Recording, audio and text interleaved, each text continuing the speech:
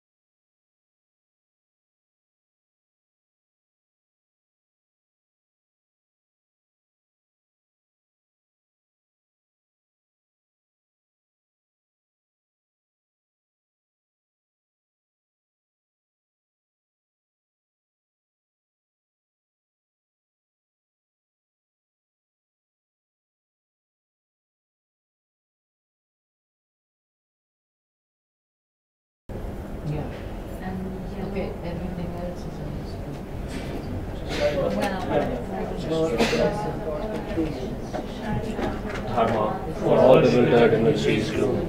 With folded hands, I beseech the Buddhas of all directions to shine the lamp of Dharma for all bewildered in the sea's gloom.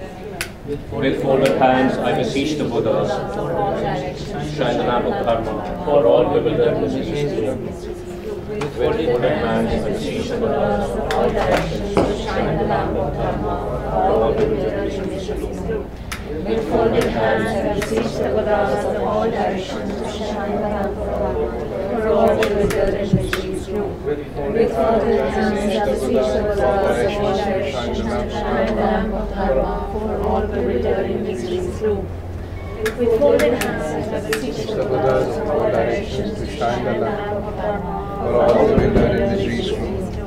With folded hands, I beseech the Buddhas of all directions to shine the lamp of Dharma for all bewildered in the sea's gloom. With folded hands, I beseech the Buddhas of all directions to shine the lamp of Dharma for all bewildered in the sea's gloom.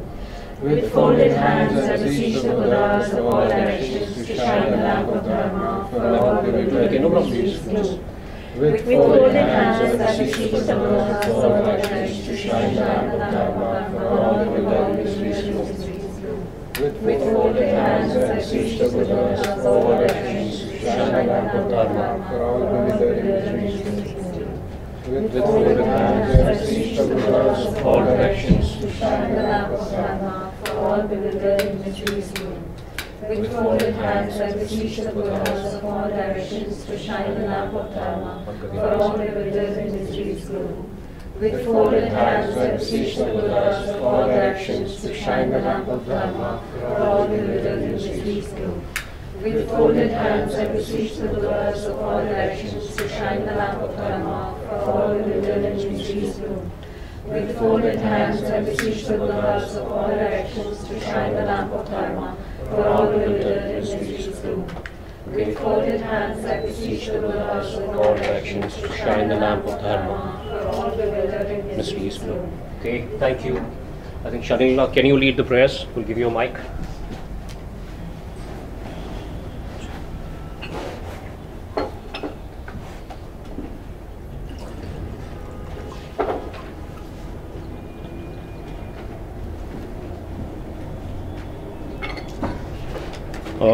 For our online participants, Gishla is 10 minutes late, so we're just doing the prayers.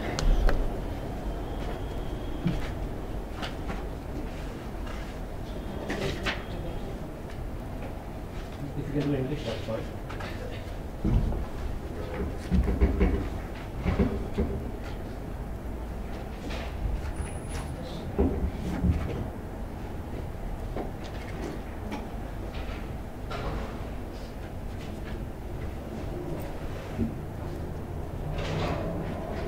Page 3.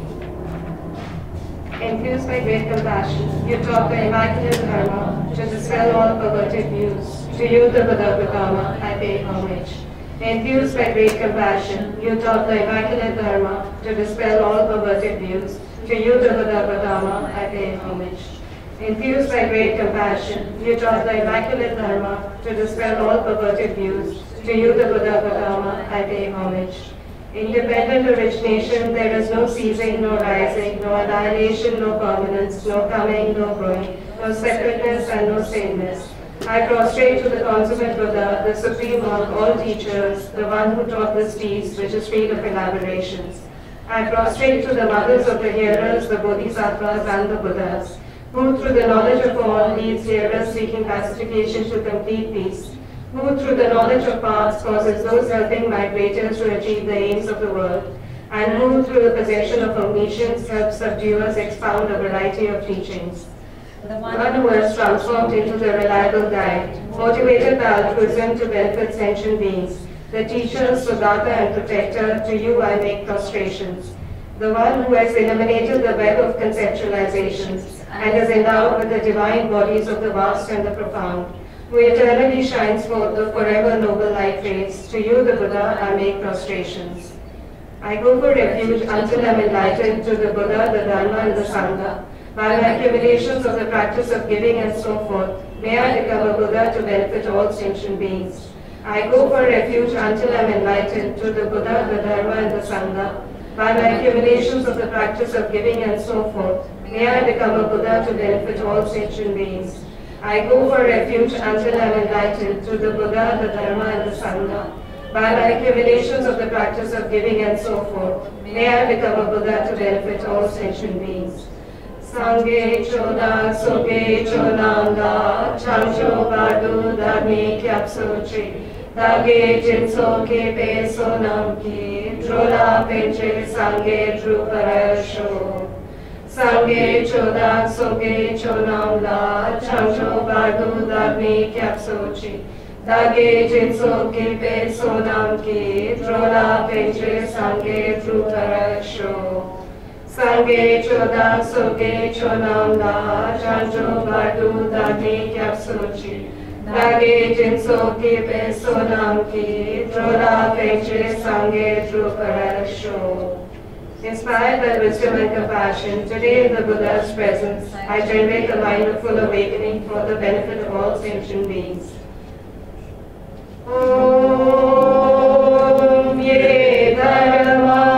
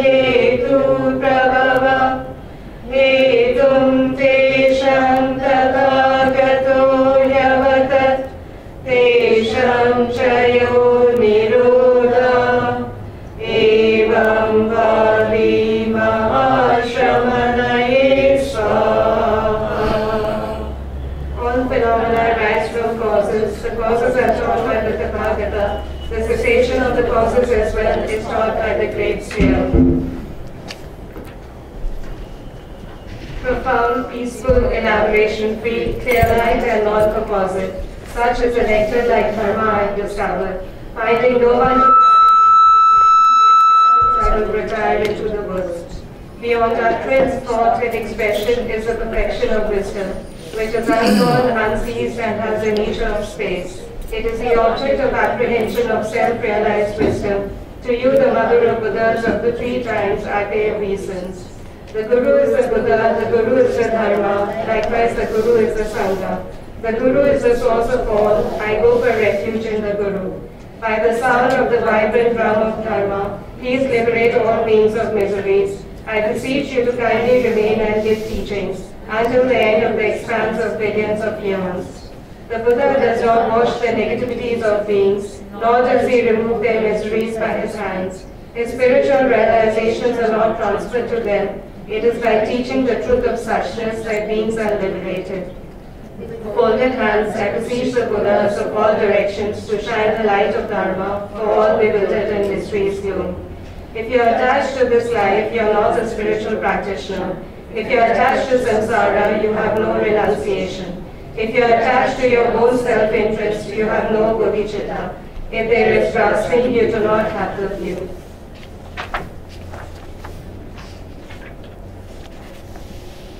Page 14, praise to Shakyamuni Buddha.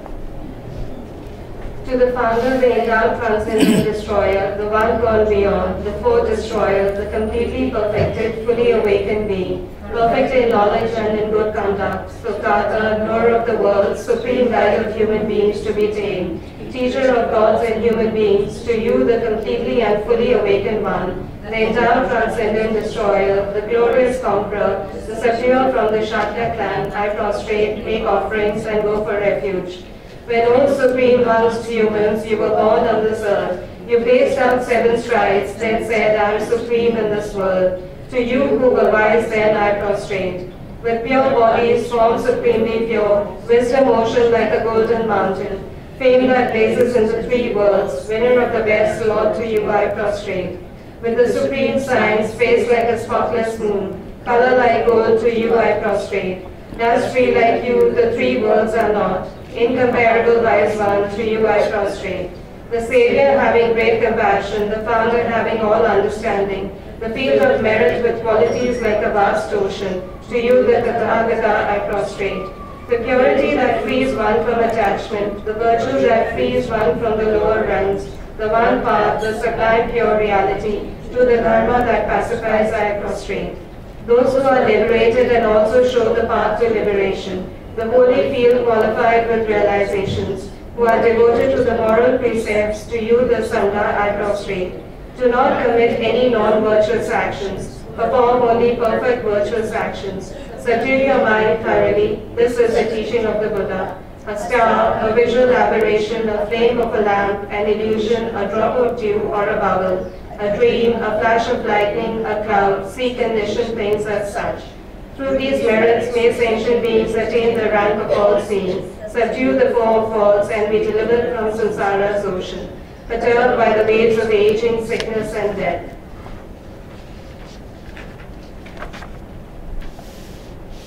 Page 19, praise to the 17 Nalanda Masters. Born from great compassion, aspiring to help all beings, God of gods, you have attained the Saviour's state of abandonment and realization, and you guide beings through the discourse of dependent origination. O able one, the son of speech, I bow my head to you. I implore you at your feet, O Nagarjuna, most skilled in elucidating suchness free of elaborations, the meaning of sutras, the mother of conquerors, through the profound reasoning of dependent origination. In accord with the conqueror's prophecy, you initiated the middle way, the supreme vehicle. I implore you to your principal son, Bodhisattva Aryadeva, most learned and realized, who has crossed the ocean of Buddhist and non-Buddhist tenet systems, and is a crown jewel among those who uphold Nagarjuna's treatises. I implore you, O Buddha Palita, who has reached the supreme adept state, and who has clearly elucidated around Nagarjuna's intent, the final meaning of dependent origination, the profound point of mere designation and as mere label. I implore you, O Master Bhava Viveka, fully accomplished Pandita, you initiated the philosophical tradition wherein, while negating extremes of truly existing things, arising and so forth, you uphold commonly verified knowledge and external reality. I implore you, O Chandrakirti, who disseminated all the parts of Sutra and Tantra, you are more skilled in teaching the profound and the vast aspects of the middle way, the union of appearance and emptiness dispelling the two extremes, by means of dependent origination that is mere conditionality. I implore you, O Bodhisattva Shantideva, skilled at revealing to the assembly of fortunate spiritual trainees the excellent path of compassion that is greatly wondrous, through a multitude of reasoning most profound and vast. I implore you, O Master Adachanta Rakshita, who initiated the tradition of the non-dual middle way in accordance with the trainee's mental disposition. You are versed in the reasoning modes of both middle way and logic, and you disseminated the conqueror's teaching in the land of snows.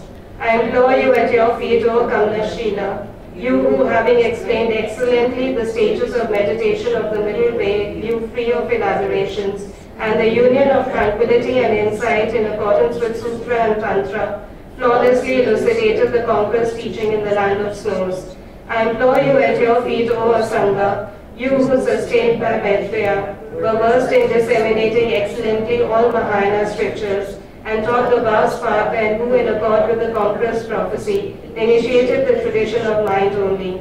I implore you at your feet, O Master Vasubandhu, you who, while upholding the systems of the 7 Abhidharma treatises as well as non-duality, illuminated the tenets of Vaibhashika, Sautantrika, and mind only. Foremost among learned ones, you are renowned as the second omniscient one.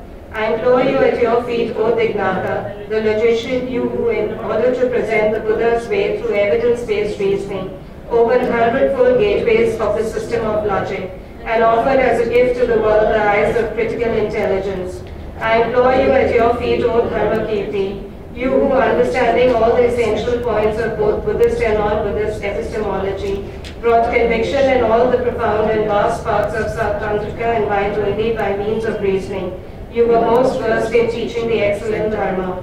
I implore you at your feet, O Arya Vimukti Sena, you who lit the lamp that illuminates the meaning of the ornament treatise, wherein the themes of the perfection of wisdom, stemming from Asanga and his brother, were expounded. In accord with the middle way, you free of existence and non-existence. I implore you, O Master Haribhadra, who were prophesied by the Conqueror as expounder of the meaning of the Mother, the perfection of wisdom. You elucidated the excellent treatise on the perfection of wisdom, the three mothers, in perfect accord with the instructions of the Savior Maitreya.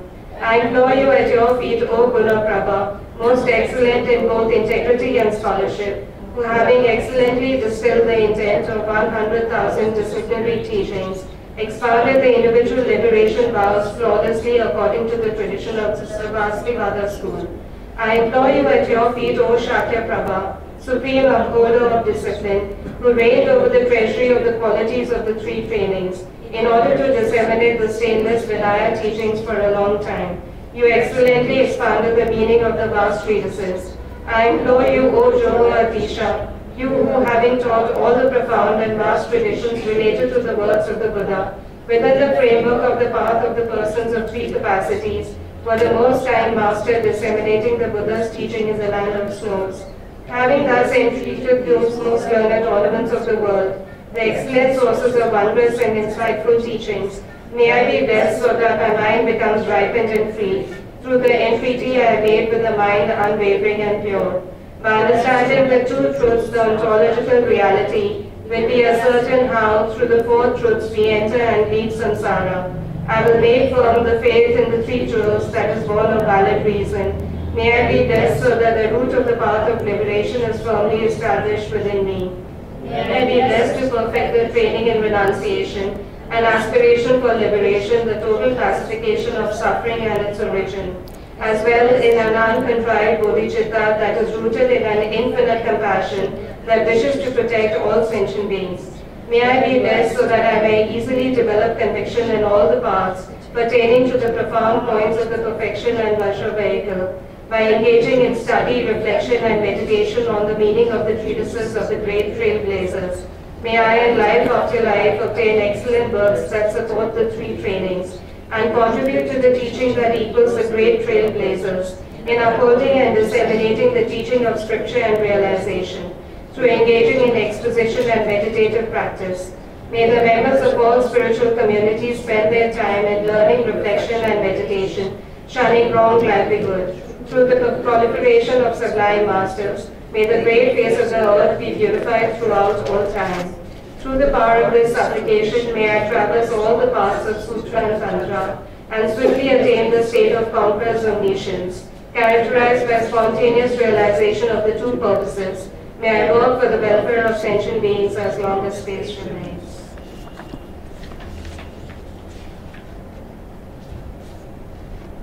Heart Sutra Mantra, page 31. Om Gati Gati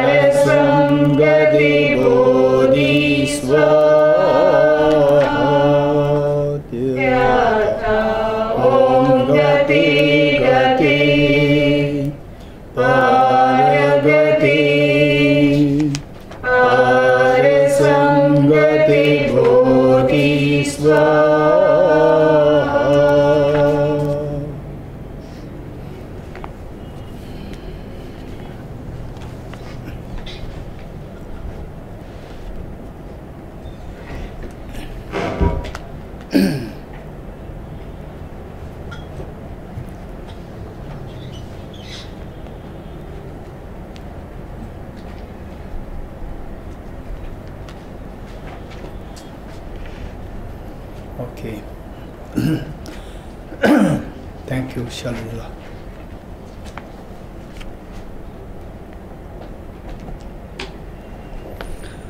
Okay, last time we were...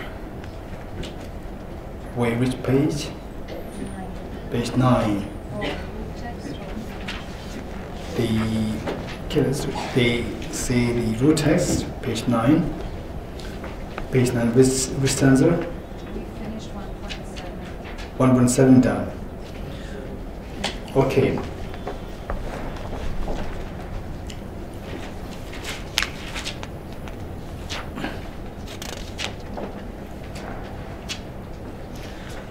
Okay, let us turn to commentary, page number 24. Commentary, page number 24. The qualities that one achieves as one reaches the first bhumi.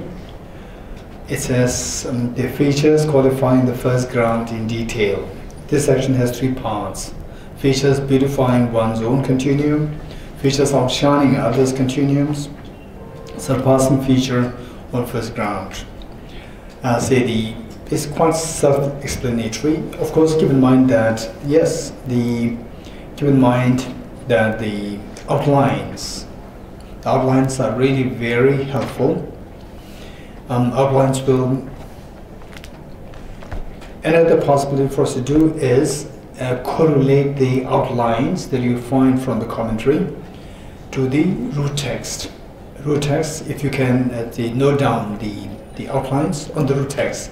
So later on, to read the whole root text, just the root text, may take us about like maybe 20, or if you read it more slowly, maybe about half an hour.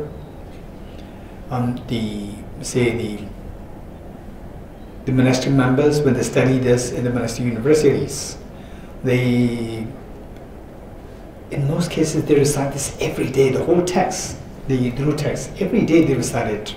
They recite it mentally or by heart. So while reciting, if you can also incorporate the outlines, then you will get a very beautiful picture of the whole text. In fact, I personally remember that during, when was that? That was during the Vesak, the season. There, after 3 months monsoon retreat, then the monks have about like 3-4 days more like free time. And so during those 3 days, meant for the monastics, particularly the monastics, to stay inside the campus and then do virtuous with more intensity than usual. So then I remember myself as a part of that. So it's entirely, there's no hard and fast rule from the monastery, meaning that you have to do this, in this way you have to do it intensely. Only the border that you are not supposed to cross the border and so forth. These things are there, but in terms of, say, particularly the senior ones, they already studied what to be done and so forth. So the people, they take their own initiative, what to be done. So one year I remember some of the like-minded ones from our group and some of very, very good debaters and the philosophers and practitioners.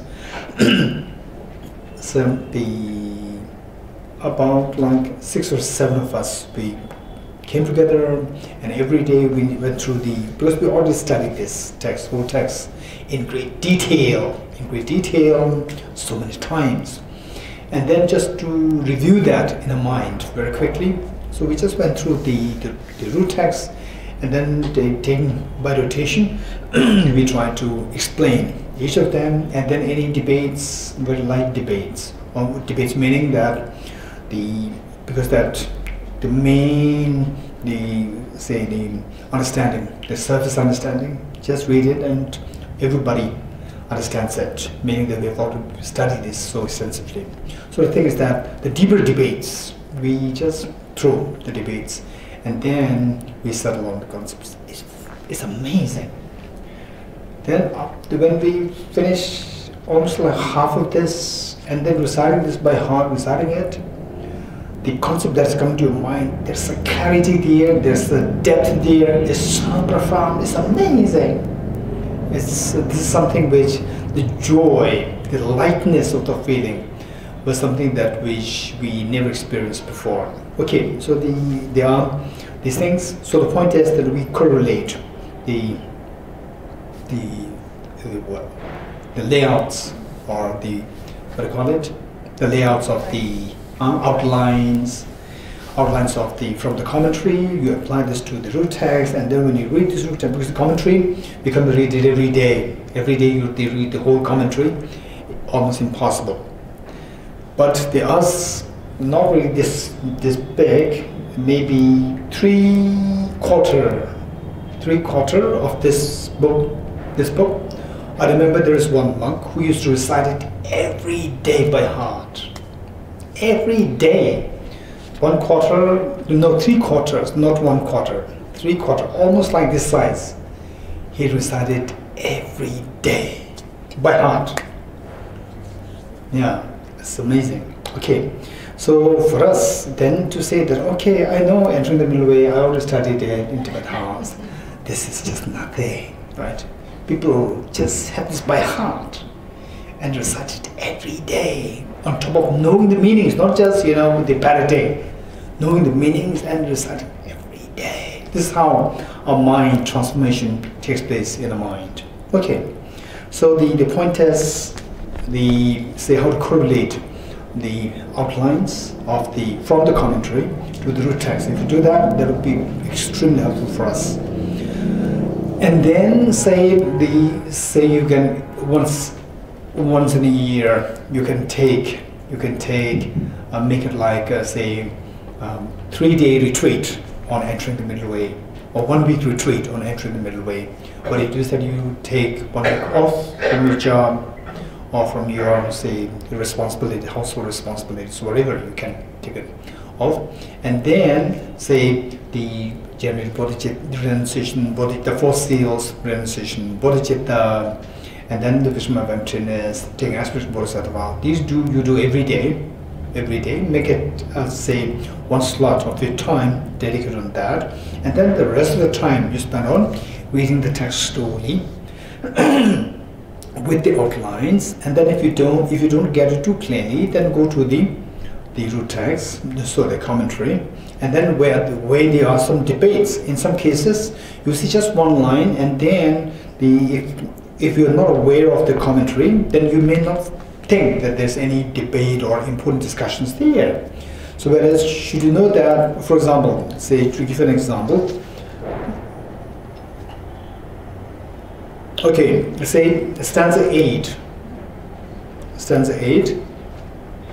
the last line, stanza 8, page 9 of the root text. Really is on the level gone afar, even his intelligence will become superior. Just this line, there's the whole discussion and debates between the 2 schools, Prasangika on the one hand and the lower schools on the other hand, all the rigorous debate on the basis of which then the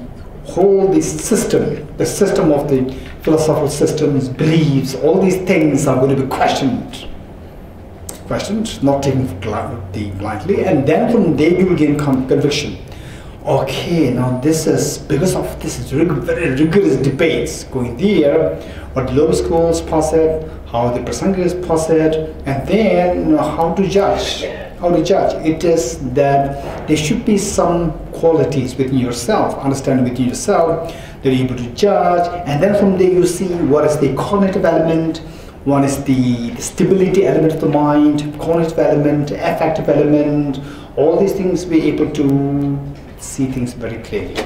And then say where some practitioners, they focus more on the stability part, not much on the cognitive, not much on the affective side, and others emphasize so much on the affective side, not much on the stability and the cognitive. And still emphasis so much on the cognitive side, not much of the stability and the affective. All these distinctions you will see very clearly when you see these discussions happening according to the last line of stanza 8. So therefore we see that if I explain this one line to you in a simple way, in a very naive, in a very simple way, there's nothing really there. So the intelligence-wise, affective-wise, intelligence-wise, when you reach the 7 booming, then you can override or outshine the Sharvakas and Prithic Buddhas. So that way your intelligence, the wisdom becomes very powerful. As simple as that. But then no, there's all these discussions, not only discussions, debates amongst the different philosophical traditions. Then these questions, all the other systems, not Buddhist systems, even within the Buddhist systems, say all the traditions that we see around, for example, say the Goenkaji's tradition, then the Sakya's tradition, Kagyu tradition, Nyingma tradition, Gelug tradition, all these traditions are going to be questioned. Because this debate happening back in, say, the 6th century, 7th century AD, right? So that debate has the capacity to just bring to the surface all the claims of the different traditions, whether or not these claims really stand by the stand as they claim. Okay, this is a very important point, very important point. So these discussions, only if you understand them, then you will get deep conviction that this Buddha is very special. Buddha Shakyamuni, the one who taught this emptiness, which is so profound. Not just that, okay, you split the flower into the atoms and the flower disappears, this emptiness, not like that. But when you go into these debates, so debates are between who and who? Intellectually giants. So if you follow one, say Acharya Bhavaviveka, you may think that, oh, what he's saying is the ultimate. Then you follow, say, the Acharya, the Chandragomi, you may think that he's the ultimate. And then follow Acharya Chandrakirti, you may think he's the ultimate.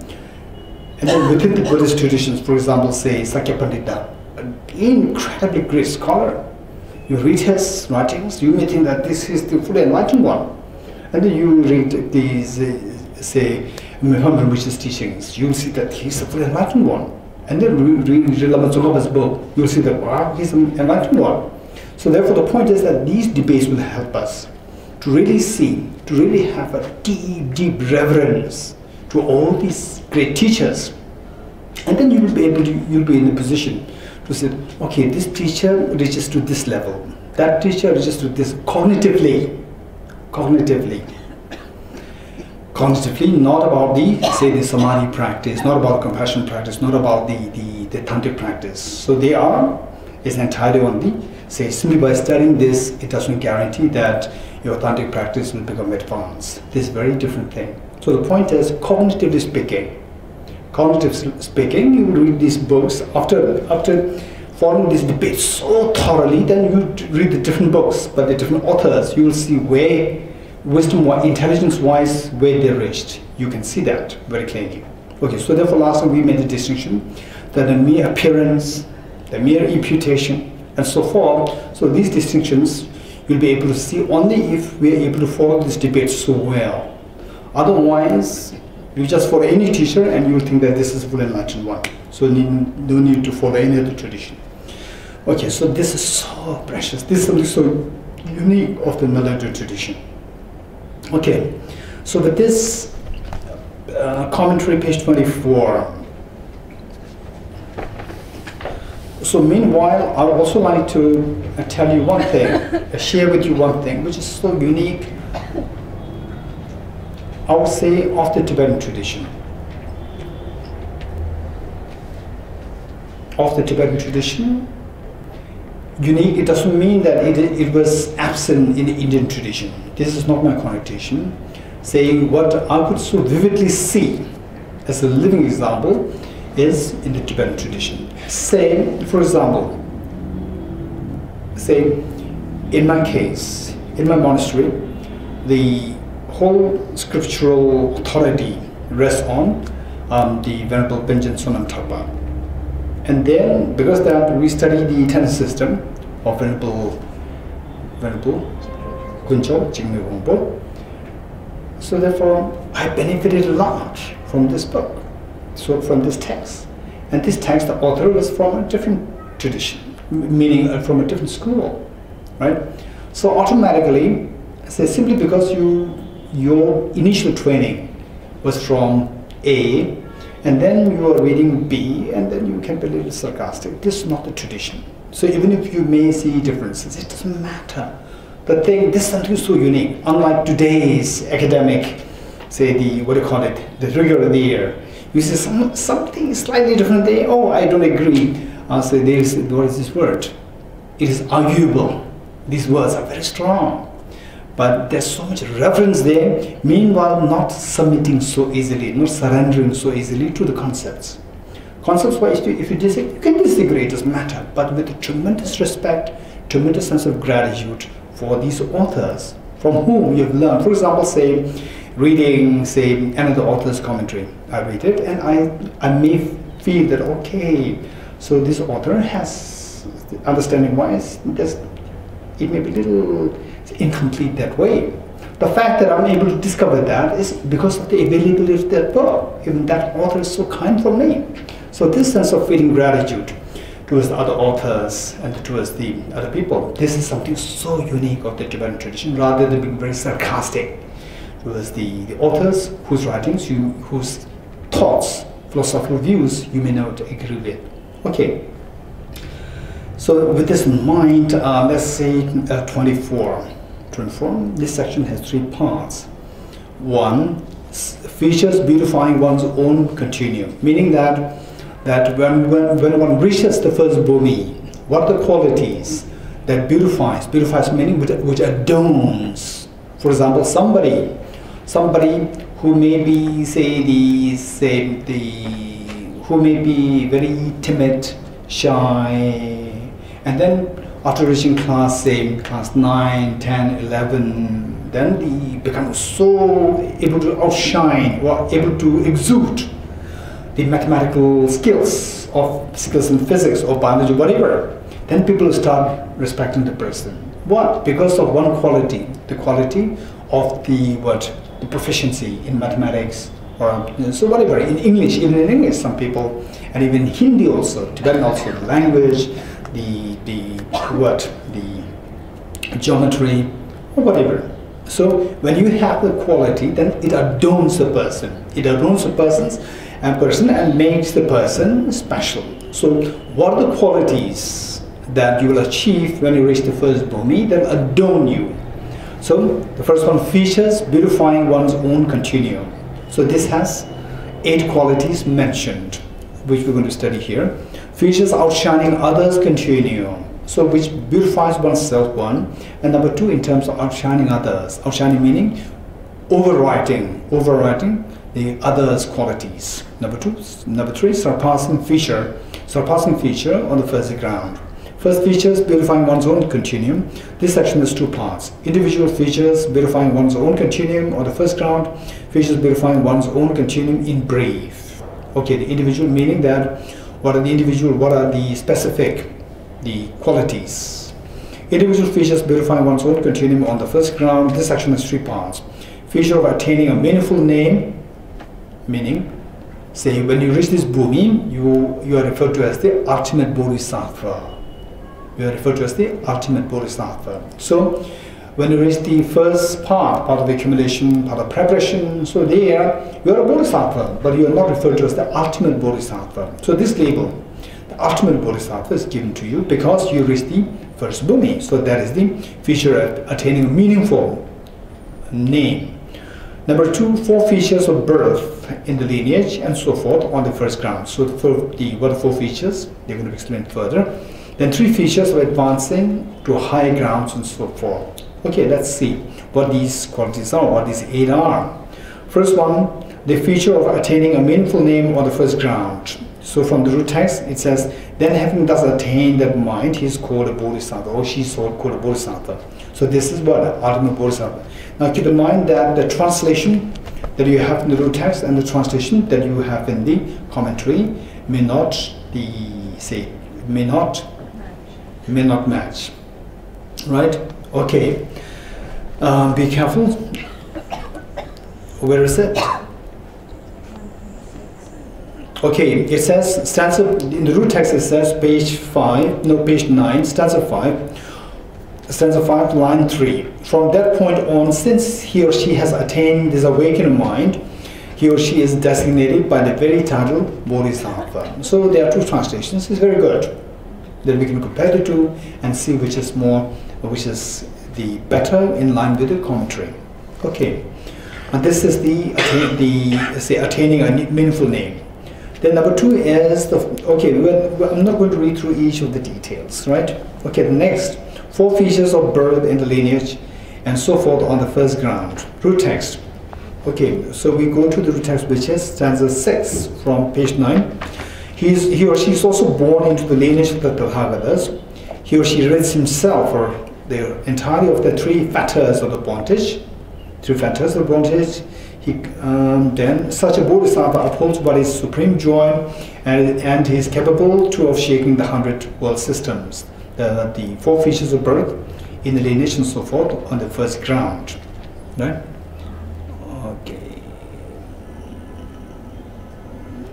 Okay, that's good. Then the 4 features, and the next one is okay, you be mindful of the translations. So in the commentary, the root text in the commentary, it reads, he completely forsakes the 3 links. Whereas in the root text, the book, he reads himself entirely of the 3 fetters of bondage, right? So the translation, the point is what binds the individual? What binds the individual into samsara? What binds the individual to samsara, and not letting the person to go to achieve Buddhahood? What binds us there? What binds us from achieving Buddhahood, or what binds us from achieving nirvana? The 3 fetters of the 3 bondage. The 3 bondage we discussed earlier. You remember that, right? One which says that I am not going to go to nirvana. I don't want to go to nirvana. One. This is worst. Right? When they say, I don't want to achieve nirvana, that is the worst. Nobody can stop you then. 1. This is worst of the bondage. This is not really linked. This is okay. I would say the translation wise, the root text translation wise, better the one here, the separate root text, go for this one, right? So this is I would say this is a better translation. Then okay.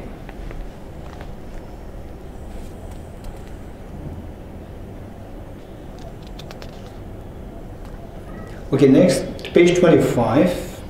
Page 25. Page 25, the last part, which reads 3 features of advancing to high grounds and so forth. We already did that, so we're just going through on the basis of the outline. To what are these 3? Advancing from ground to ground, he or she ascends. Now, all his paths to bad migrations have ceased. All the levels of ordinary beings are ended. He or she is shown to be like the 8th superior. So here in the root text, the separate root text, ascending one level to another, he or she will travel to the higher states. At this time, all the paths to the lower realms will be blocked for him. At this time, all the levels of life as an ordinary being will cease for him. Okay, so this translation better, the root text, the separate root text better. He or she will be described just as noble one of the 8th rank is described. Okay, we are done with this from the last class. Now let us turn to the next one. The next one, which is the commentary, page 26. Page 26. Okay, features in the middle. In the middle, you see features outshining others continues. You can see that? Yes. This section has 3 parts. On first ground, outshining hearers and solitary realizers by way of lineage. B. On the second ground, outshining hearers and solitary realizers by way of intelligence. and number 3, the meaning established by these teachings. Okay, so this is a very important discussion. So this is in relation to stanza 8. Let's go to the root text, stanza 8. So your job, correlate the outlines that we have in the commentary with the root text, the separate root text translated by Tudin Jimba. Right? Okay. Stanza 8. Root text, stanza 8, page 9. Even though he or she abides to the first level of the mind for full awakening, through the force of his or her merit, he or she will triumph over those born from the sage's speech. Sage's speech, sage referring to the Buddha.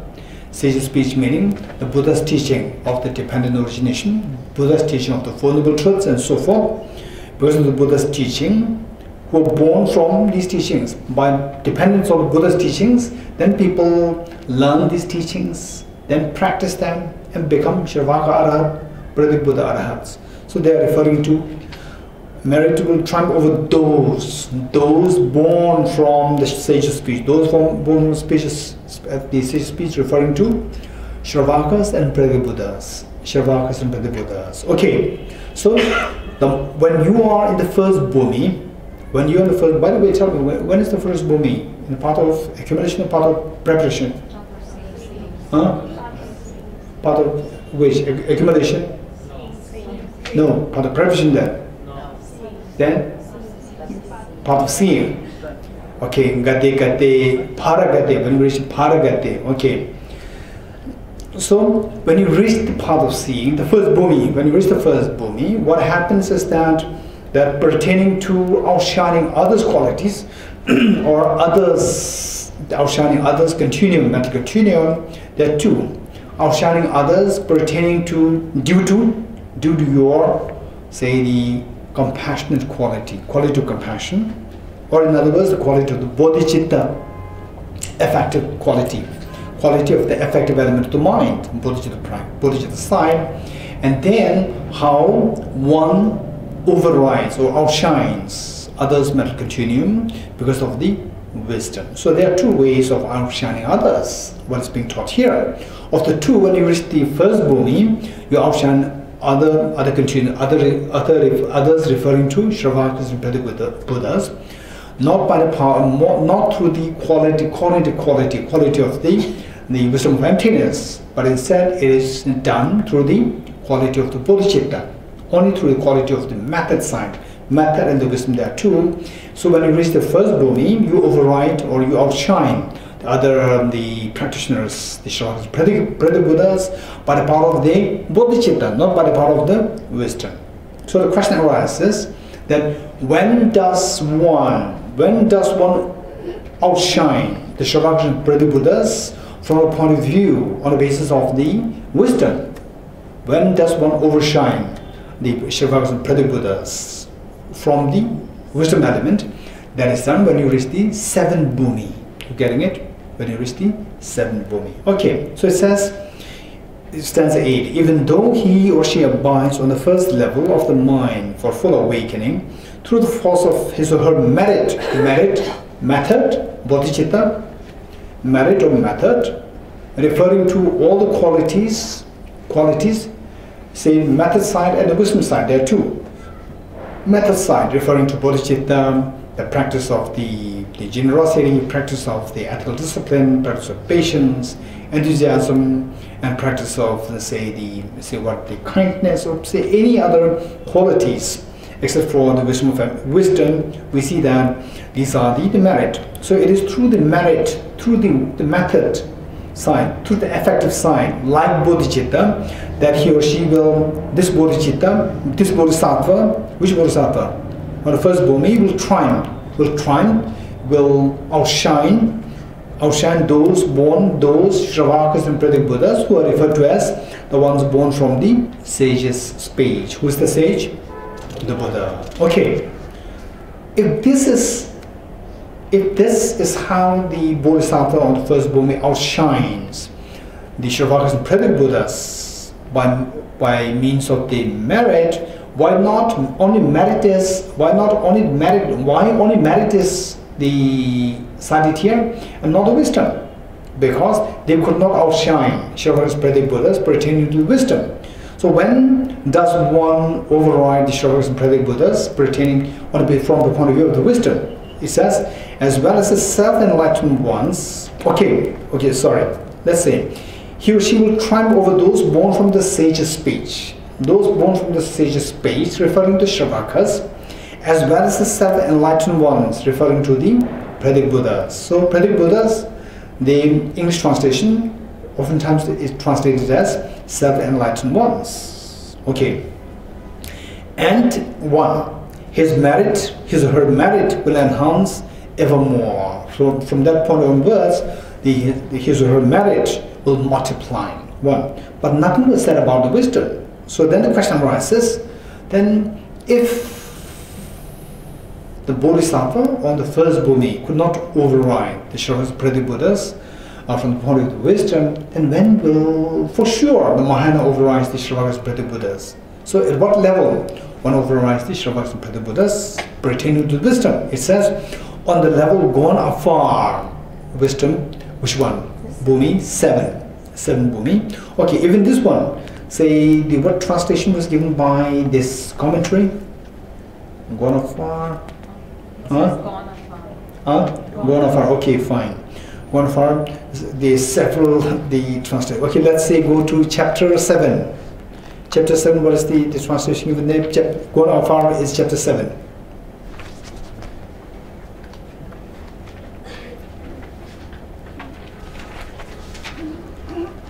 It says gone afar. Same. Okay, gone afar. Very likely we made it uniform. We made this consistent because earlier there are so many inconsistencies there. Okay, it doesn't matter. It's just a little digression. Okay, so then the question arises. That okay, say now tell me. This is very important discussion, and it may take us like 2 or 3 sessions, right? Okay, this is a very important discussion. Let's say that just speak your mind. Speak your mind meaning that, say, even from the philosophy point of view, just tell me. Say the wisdom-wise Shravakas, say part of seeing. Okay, Shravakas and Pratik Buddhas, do they have Gate, Parasambhati, Bodhiswaha? Do they have? Yes. The 5 parts? They have? Yes. But Gate is the Bodhisattvas, right? Mahayana path followers. Gate. So, Gate pertaining to the Heart Sutra, that is exclusive for the Mahayana. But then, generally speaking, Gate, referring part of the 5 parts.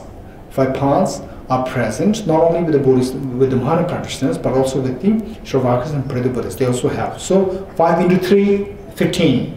5 into 3 meaning 5 parts into 3 practitioners: Shravakas, Pratik Buddhas, and a Mahayana. So 3 into 5 is 15. So with that in mind, tell me that say the Shravaka part of seeing, Bodhisattva part of seeing, do you think that the Bodhisattva part of seeing is superior or not superior as compared to the Shravaka part of seeing? Superior? Okay, if you say superior, in what way superior? Just speak your mind. Just share with us in what way you think that the Bodhisattva's part of seeing is superior to the Shravaka and the Pratik Buddha part of seeing. Quick, anyone? The Radhika, would you like to share with us? Okay, anyone else? Will I try? Radhika, no? Anyone else? Okay. The question, okay, what's the question? The question is that if the wisdom of the Bodhisattvas on the part of seeing is superior to the wisdom of the part of seeing of the Shravaka and Pratik Buddha, then in what way you think it supersedes, or it overrides, or it outshines? In what way it is superior? Bodhisattva's path of seeing, the wisdom of the path of seeing is superior to the wisdom of the path of seeing of the Shravakas and Pratyeka Buddhas. In what way? Anyone? Dipeshla? So it's one of the reasons is how Bodhisattvas, what reasonings they use, the number of reasonings. They use many more reasonings compared to Shravakas and Pratyeka Buddhas. That is one. And second that I can think of is the merit or the force that is leading them to the path of seeing is much higher compared to Shravakas and Pratyeka Buddhas. Much higher or more intense? More intense, much more. The merit is... Okay, merit is much more. Merit is much more. Much more as compared to the merit required for the Shravakas and Pratyeka Buddhas to generate the path of seeing. Yeah, but the wisdom of emptiness per se should be same, because they are seeing the same emptiness directly, non-dual, non-conceptual. There should not be the difference in terms of the objective aspect. So then why should we say that it's only the path of, is only the seven bhumi that the Bodhisattvas override the Shravakas and Pratyeka Buddhas pertaining to wisdom? Because we're comparing Arhat on the Shravaka Pratyeka Buddha path with somebody on 7th ground or below. On the Bodhisattva path, necessarily on the 8th bhumi, they will abandon all the afflictive obscurations. No, so the question is, at this 7 bhumi, following the Bodhisattva path, 7 bhumi, you are able to override, even from the wisdom side, right? You override the Shravakas and Pratyeka Buddha Arhats. Right. Yeah, so wisdom-wise is the same. Both see the emptiness, both see the emptiness non-dualistically. But Pratyeka Buddhas and Shravakas have gone through the Paragati and Parasamgati, the whole on their 5 paths, they've achieved the final. So which means that Shravakas and Pratyeka Buddhas, they are superior. Till from a wisdom perspective. From wisdom perspective, they are superior. They are superior till the 7th. No. The wisdom, they outshine. So in fact, the Buddha said it very clearly in a sutra. It's amazing. So therefore, that inspires us to just directly follow the Bodhisattva path, no matter how difficult it is. Right? Buddha said that, Buddha compared the wisdom of Shariputra, revered as the one with the most brilliant intelligence amongst the Buddha students. Buddha compared his intelligence with the beginner Bodhisattva's intelligence. The Buddha said that beginners, even the beginners Bodhisattvas, the wisdom far excels hundreds and thousands of the wisdoms that equals the Shariputra's wisdom. So this is what the Buddha said. The answer is no. But what he said is that the Bodhisattvas, when they attempt to see emptiness, they employ various reasonings, numerous reasonings. And whereas the Shravakas and Pratyeka Buddhas, when they see emptiness, they use only few reasonings to get there. Once they get it, they're happy. They just practice it, finish. So if you could remember the example that I used to give of how I see, how I know Delhi and how the Nareshi knows Delhi, these were very different, right? We both see Delhi with a direct consciousness, direct perception. I also see Delhi with my direct consciousness. Nareshi also sees it through direct consciousness. But mine one is only from Tibet House, Lajpat Nagar. Whereas Nareshi, every nook and corner you just tell him that, oh, I'm here, how should I get to Tibet House? He will tell you, where are you? Right, wherever you are, he will give the direction. Okay, so while both have a direct experience, still you see that there's a difference in subtlety and the profundity of the experience. Okay, now imagine, okay, say you are following, some of you may be following Sautrantika Madhyamika philosophy, some of you may be following South Tantra school, some of you follow Chittamatra, Vaibhashika. Okay, imagine that no one is following Prasangika. Now tell me.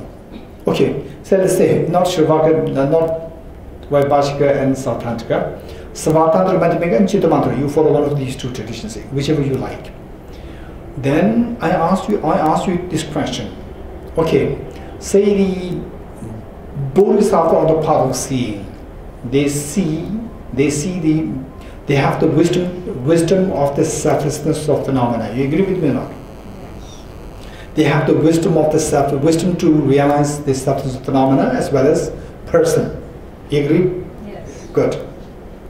Now, the Shravakas, those on the definite lineage of the Shravakas, definite lineage meaning not for the Bodhisattva path, then come back to the Shravaka, not like this, directly into the Shravaka path. So when they reach the path of seeing, they have the wisdom to realize the selflessness of phenomena. No? Let me say this again. You are following either, okay, let's say you're following the Chittamatra school or Savatantra Madhyamika school. You're following these two schools. And then I ask you this question. Shravakas, somebody in the definite lineage of the Shravaka path, when the person reaches the path of seeing, the person realizes the selflessness of phenomena. No? Yes. Okay, why not? Anyone? Why not? Why not? Anyone? Or how not? How not? Anyone? Very quickly. Radhavila? No? Okay, anyone? How not? How not? Yes, again. Because they seek personal liberation, and for that practicing or realizing selflessness of person is sufficient, so they just practice that. Good. According to these two schools, which school? Chittamatra and Savatantra Madhyamika school, to achieve personal liberation, to achieve nirvana, whether you call it whatever, it doesn't matter, nirvana per se. To achieve nirvana, to realize it is just sufficient for us to realize the selflessness of a person. It does not require to realize the selflessness of phenomena. And selflessness of person and selflessness of phenomena, there's a stark contrast in the subtlety. Do you agree with me? According to these two schools, the selflessness of person and selflessness of phenomena, these two differ greatly. These two differ in subtlety. Okay. So to achieve just nirvana, it is good enough for you to realize the selflessness of person, and you do not require to realize the selflessness of phenomena. So, and then what is the need of realizing the selflessness of phenomena? For what? For what should you realize the selflessness of phenomena? For what? To achieve Buddhahood. To achieve Buddhahood. Okay. Now to achieve nirvana, you don't require the wisdom of the selflessness of phenomena, right? Okay. So this is what the lower schools say. Then the Prasangika says that no, let alone Buddhahood, even for nirvana, any nirvana, you should necessarily have the realization of the selflessness of phenomena. You getting it? Selflessness of phenomena. This is compulsory. Without this, achieving even liberation, even nirvana is impossible. Be it personal nirvana, Buddhahood, doesn't matter. It is impossible. Then the debate is going. Right? And the debate entails that you are not supposed to quote, right? Because this is said by this. No, you have to logically prove. The lower schools have to logically defend themselves by saying that to realize nirvana or to achieve nirvana, you don't need to realize the selfless phenomena.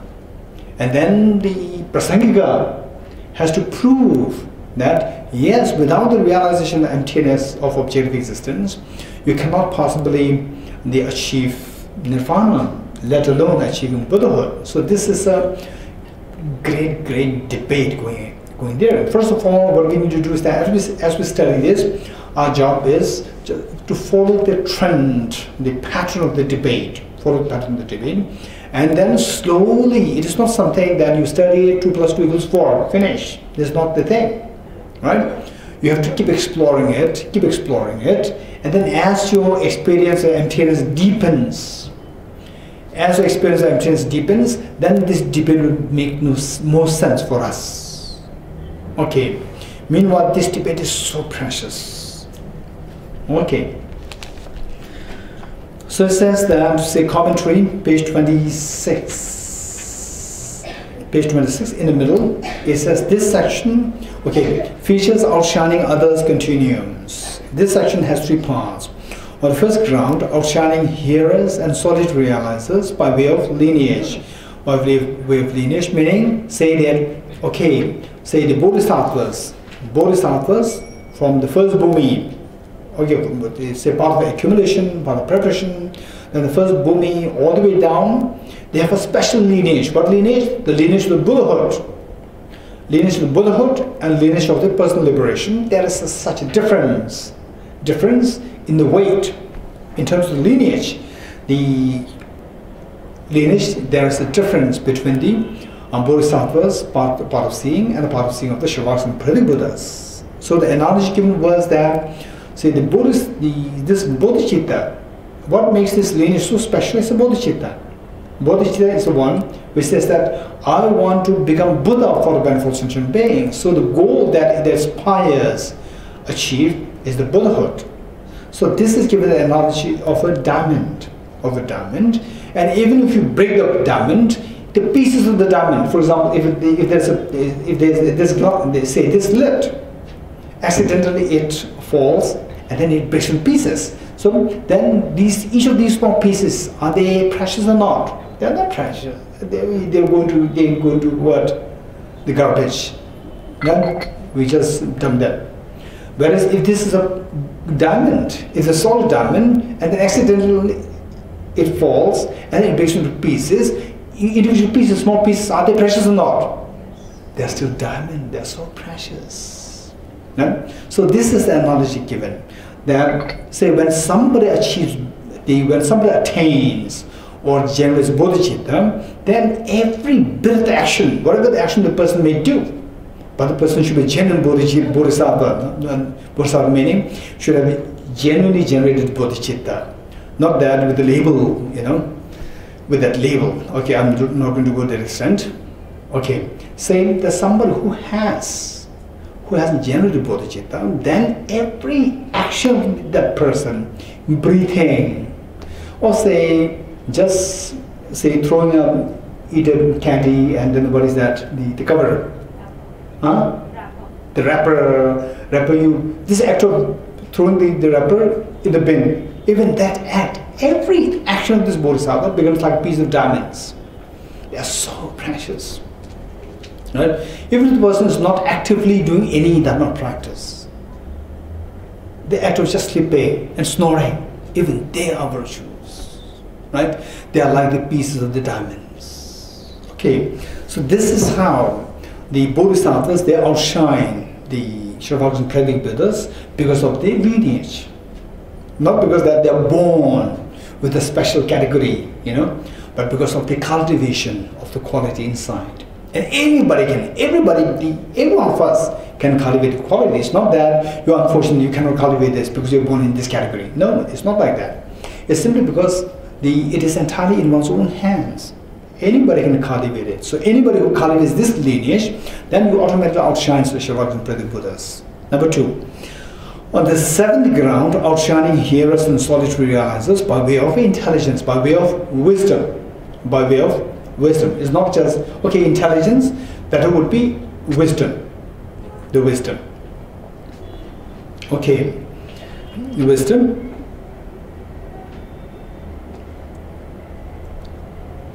Okay, so the root text which we have here, it says, stanza page 9, stanza 8. Even though he or she abides on the first level of the mind for full awakening through the force of his or her merit, he or she will triumph over those born from the sage's page. That is, overriding the Shravakas and Pradip Buddhas by way of the lineage, by way of the merit, by way of the method qualities of the mind, as well as self-enlightened ones, and his or her merits will enhance evermore.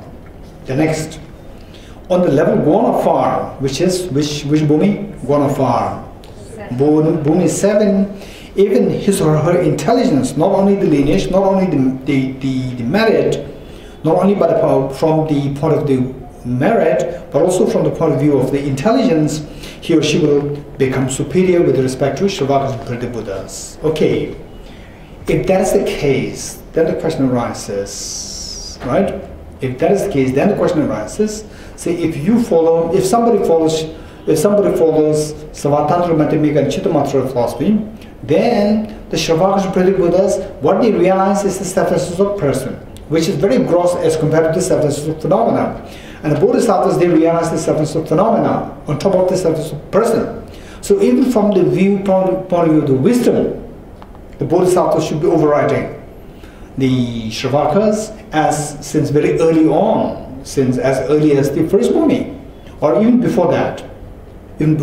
Or for sure from the first Bhumi. But the text says that, and the overrides only at the time of the seventh Bhumi, which means that the view as held by the Savatantra, Madhyamika and Chittamatra does not really fit so well with this. Okay, so what could be the question asked by Shravakas and the Chittamatra and Savatantra, Madhyamika? What questions can they ask?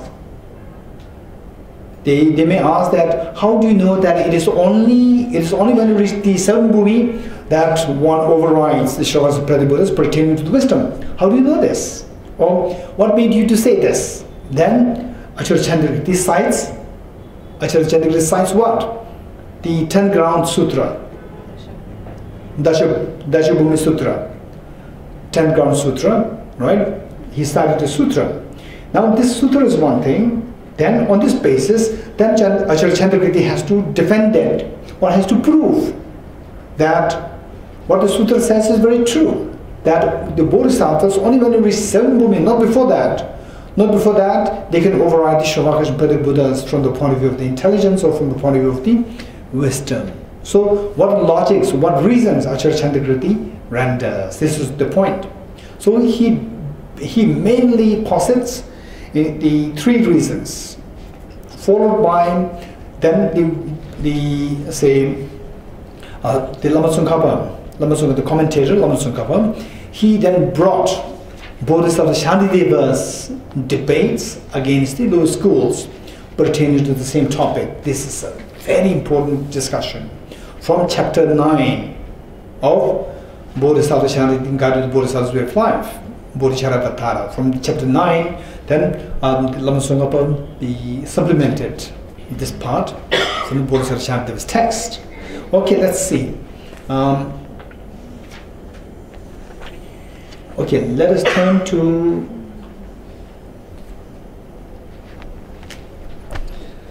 first. There's a little bit of discussion. Okay, there are 2 things. One, say the people who are following Acharya Chandragiri. Say there are 2 parts. One, people who follow Acharya Chandragiri, and having seen this text, seen this line which says, on the level gone afar, even his or her intelligence or the wisdom will become superior, right? So following Acharya Chandragiri, how do you understand this? Then they have some answers. They give the answers. Then the author, Lama Tsongkhapa, he rejected each of these views, and he came up with his own view according to his own teacher. The next part, how the lower schools, particularly Chittamatra and Savatantra, they were not happy over Acharya Chandragiri's statement. Right? The first part is what? Those who follow Acharya Chandragiri, how they interpreted Acharya Chandragiri's line. Second part, those who disagree with Acharya Chandragiri, who are they? Chidamatra and Swatantra Madhyamika, how they debate with Acharya Chandrakriti and how Acharya Chandrakriti defended his position, and then how the author of the commentary supplemented this from Bodhisattva Shanti Devas, chapter 9, Bodhisattva Tara. From there, chapter 9, then they supplemented this debate. Okay, so first let's see the two parts. What is the first part? The people who follow Acharya. Ones who agree, ones who follow Acharya Chandrakriti, who said, yes, Acharya Chandrakriti, what you said is right, we are fully there with you, right? So how they interpreted this? On what ground, when somebody reaches 7th ground, one is able to override the Shravakas and Pratik Buddhas from the point of view of the intelligence or the wisdom. Okay, let's quickly read this. Or instead of reading this, I'll give you the explanation and then you read it yourself. It may be better. Okay.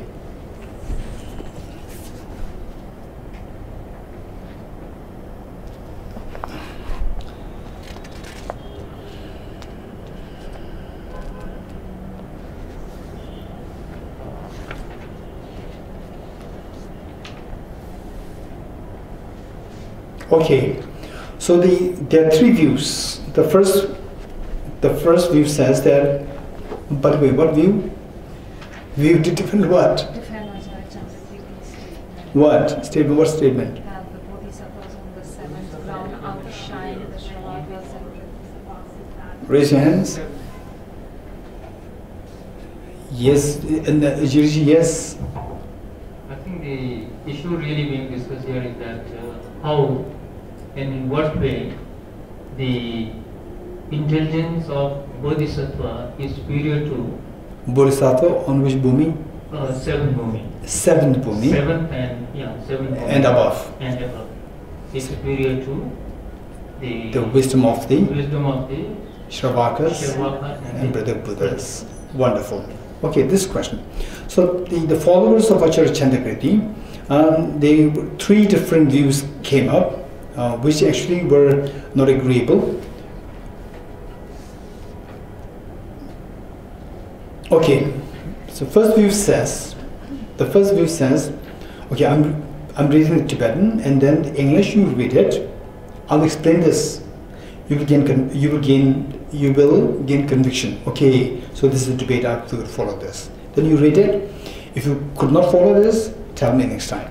You will be able to follow this. Okay. So what it says is that, say, 7 bhumi, the wisdom of the 7 bhumi overrides the wisdom of the Shravakas and Pratik Buddhas, because at the 7 bhumi, you are able to, this is position, one of the positions of the advocates of the Acharya Chandrakriti's view. When you reach the 7th bhumi, then you are able to say you are able to work on eradicating the cognitive obscurations. You're able to work on eradicating the cognitive obscurations from 7th bhumi, right? Because they want prasangika. When you reach 8th bhumi, right, you eradicate the afflictive obscurations, and then then you start to eradicate the cognitive obscurations. So the process starts from the 7th bhumi. So therefore, that process is to be done with the wisdom of emptiness. Wisdom. So therefore, the 7th bhumi overrides. That is what Shravakas and Pratik Buddhas, they never do to overcome the cognitive obscurations, right? So that is done only when you reach from the 7th bhumi you start the process, then 8th bhumi, then you actually eradicate the cognitive obscurations. The first, the gross cognitive obscurations. Okay, this is one view. Number 2. Okay, this is interesting. Number 2, that when you reach the 7th bhumi, then you acquire a special skill, meditative skill. What meditative skill? Okay, maybe among the audience here, online and regular both. So there may be some of you who, when you were much younger in your class, say class 2, 3, then what? you skipped, say from class 2, you skipped class 3 and you jumped to double promotion. How many of you did that? No one. Oh, I did that. I did that not for any good reason. So maybe I was the overage. Overage. Number two, maybe because at a young age, when you are, when you are 1 year older, you're much more matured. Your learning is, on average, your learning is much better, more comprehensive than the 1 year younger ones. This is how the mind works. So maybe because of that, for some reasons, say I got double promotion. Instead of going to class K, so from kindergarten, I was promoted directly to class 2. So I didn't go through class 1. Not because I was smart. Okay, this will keep in mind. 1. So the point is that when you reach that 7 bhumi, this is what they say, the second the advocates. What they say is that when you reach the 7 bhumi, you acquire a special skill in meditative concentration. Special skill in meditative concentration, where you can leap, you can what? You get a double promotion of your samadhis, right? You don't have to go through each of the steps. Step by step, you can just, what do you call it? Is there any technical term? Huh? Oh, quantum leap, yeah. There's a quantum leap. You don't follow the steps systematically. You acquire the special skill. With the Shravakas and Prabhupada Buddhas, they have to follow the steps 1 by 1. When you reach the 7 bhumi, you acquire that skill. So therefore, you are considered to override the Shravakas from the point of view of wisdom. Number 2. Number 3. Okay, it's interesting. 8 bhumi is considered to be the irreversible bhumi.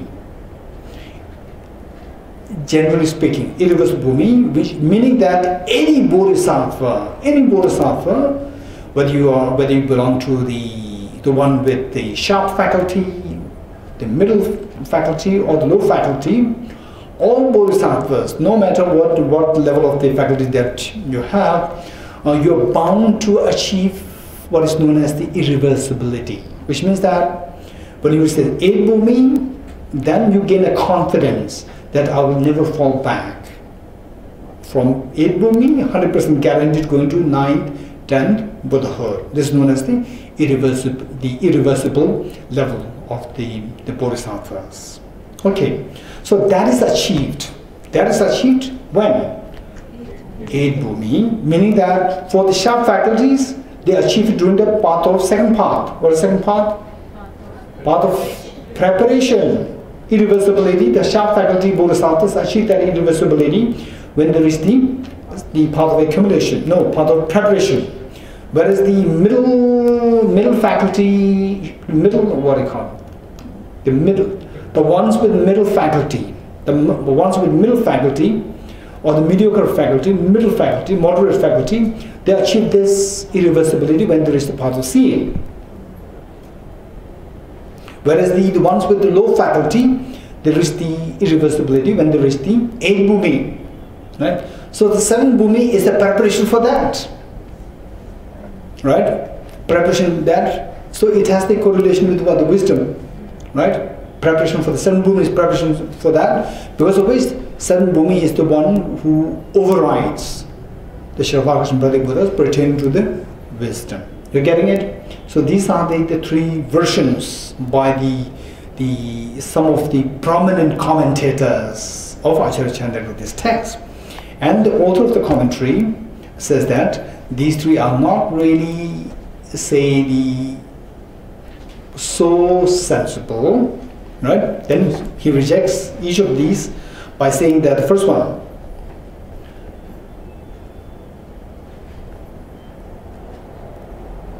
okay. By the way, what is the first version? We forgot it. What is the first version? To abandon cognitive obscurity. Okay, they start to abandon the cognitive obscurations From the 7th. from the 8th, and the 7th one is the preparation for that. Right? Okay. Okay, so here it says that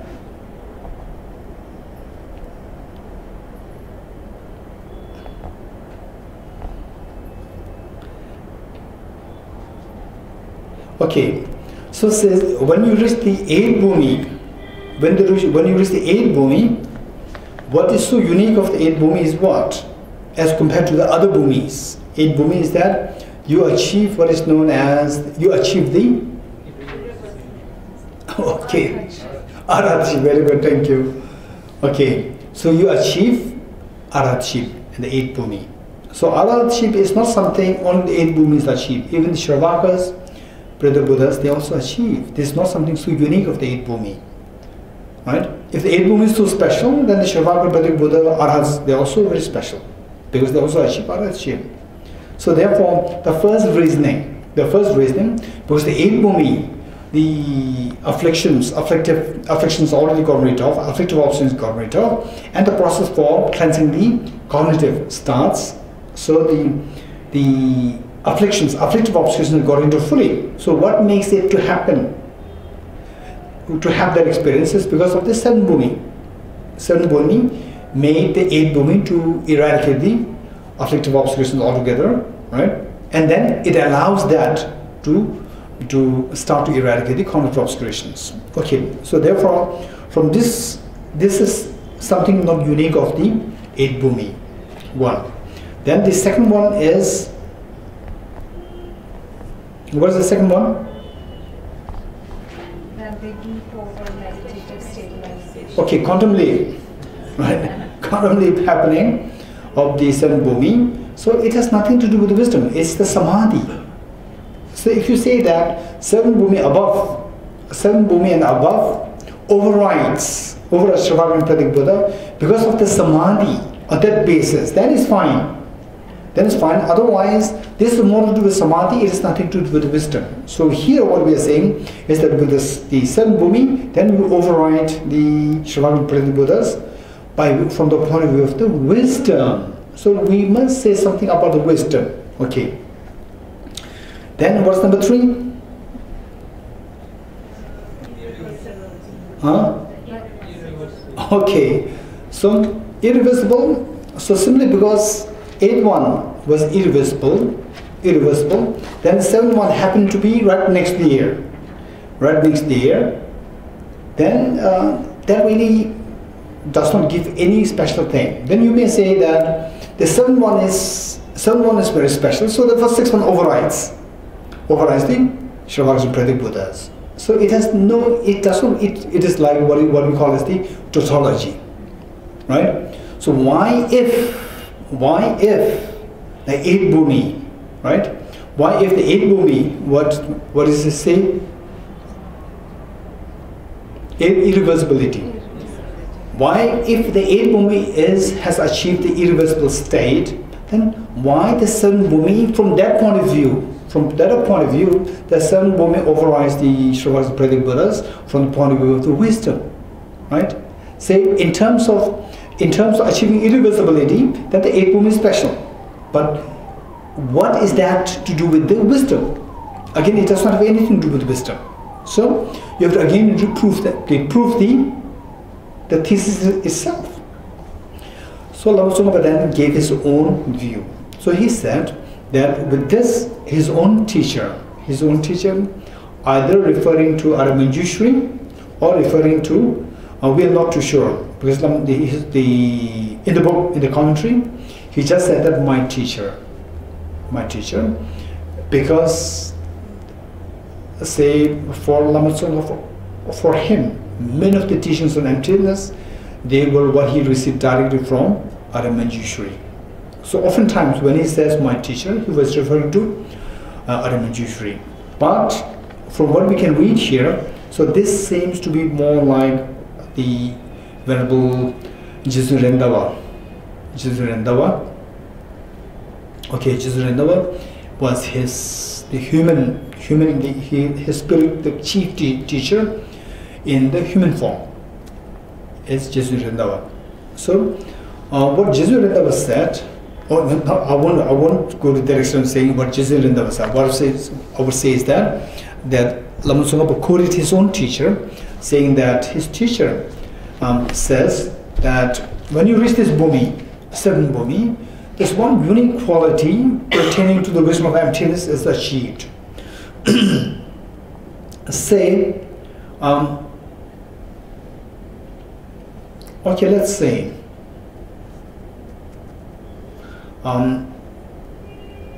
which is easier to be done? Which is easier to be done?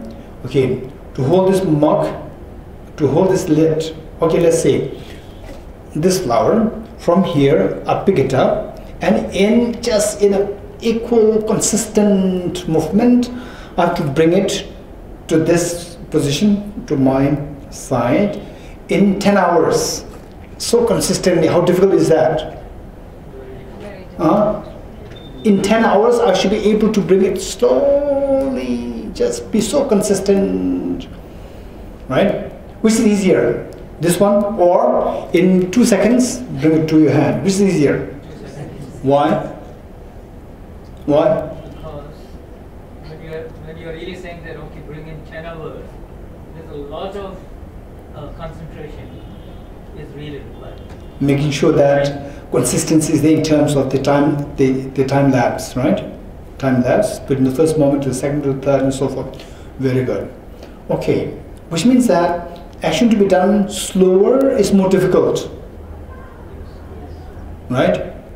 Faster is easier for us. Okay, if that's the case, then I'll give you the exercise. One slow and one fast.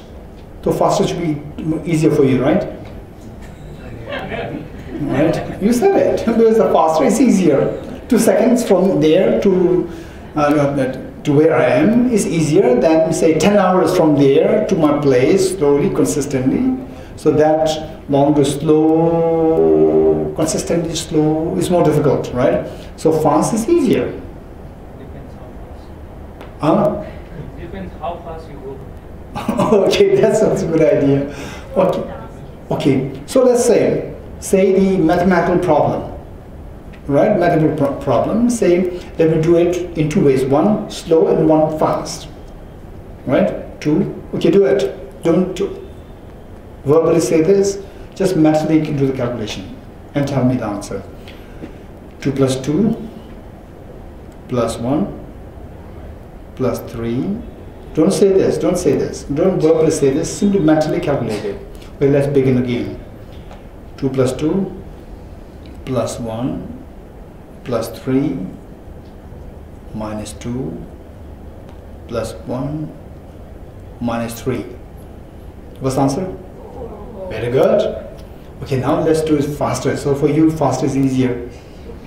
Okay, 2 plus 2 minus 3 plus 2 plus 4 minus 2 plus 3 plus 4 minus 5 plus 5 minus 6 plus 2. What's the answer? Okay, so why can't you give the answer? Because it's so fast. So there are two things. In some cases, when it is slow, it's more difficult. In some cases, when it's fast, it's more difficult. Now with the samadhi, with the thinking process, when it is faster than our natural, as Ajiji said, when it is faster than our usual pace, is difficult. When it's slower than our usual pace, is difficult. Right? When it's faster or slower than our usual pace at which we do something, is more difficult. So now with the meditation, right? Say the Bodhisattva's practice is eventually single moment of the mind to know all phenomena simultaneously. What is that mind known as? Omniscience. Namkhen. In Tibetan it is known as Namkhen. Omniscience. That is the final goal, to achieve omniscience. So now the Bodhisattvas, how they train in this. Particularly we learn from Abhisamalankara. How the Bodhisattvas train in this is that there are 173 topics. 173 topics. Many of them are repetition, but not randomly. They were in a particular sequence, very specific sequence, 173 topics. And the Bodhisattvas, first they they train to meditate on each of the topic or each of these topics one by one. You may spend like say first one topic, just one topic, emptiness. You may spend like few months, few years. Once you get experience of emptiness, impermanence, and these things, then what you do, the bodhisattvas, what they do is they try to meditate on the very specific sequence, not altering the sequence. 1, 2, 3. I just go 173. And then, without compromising with the quality,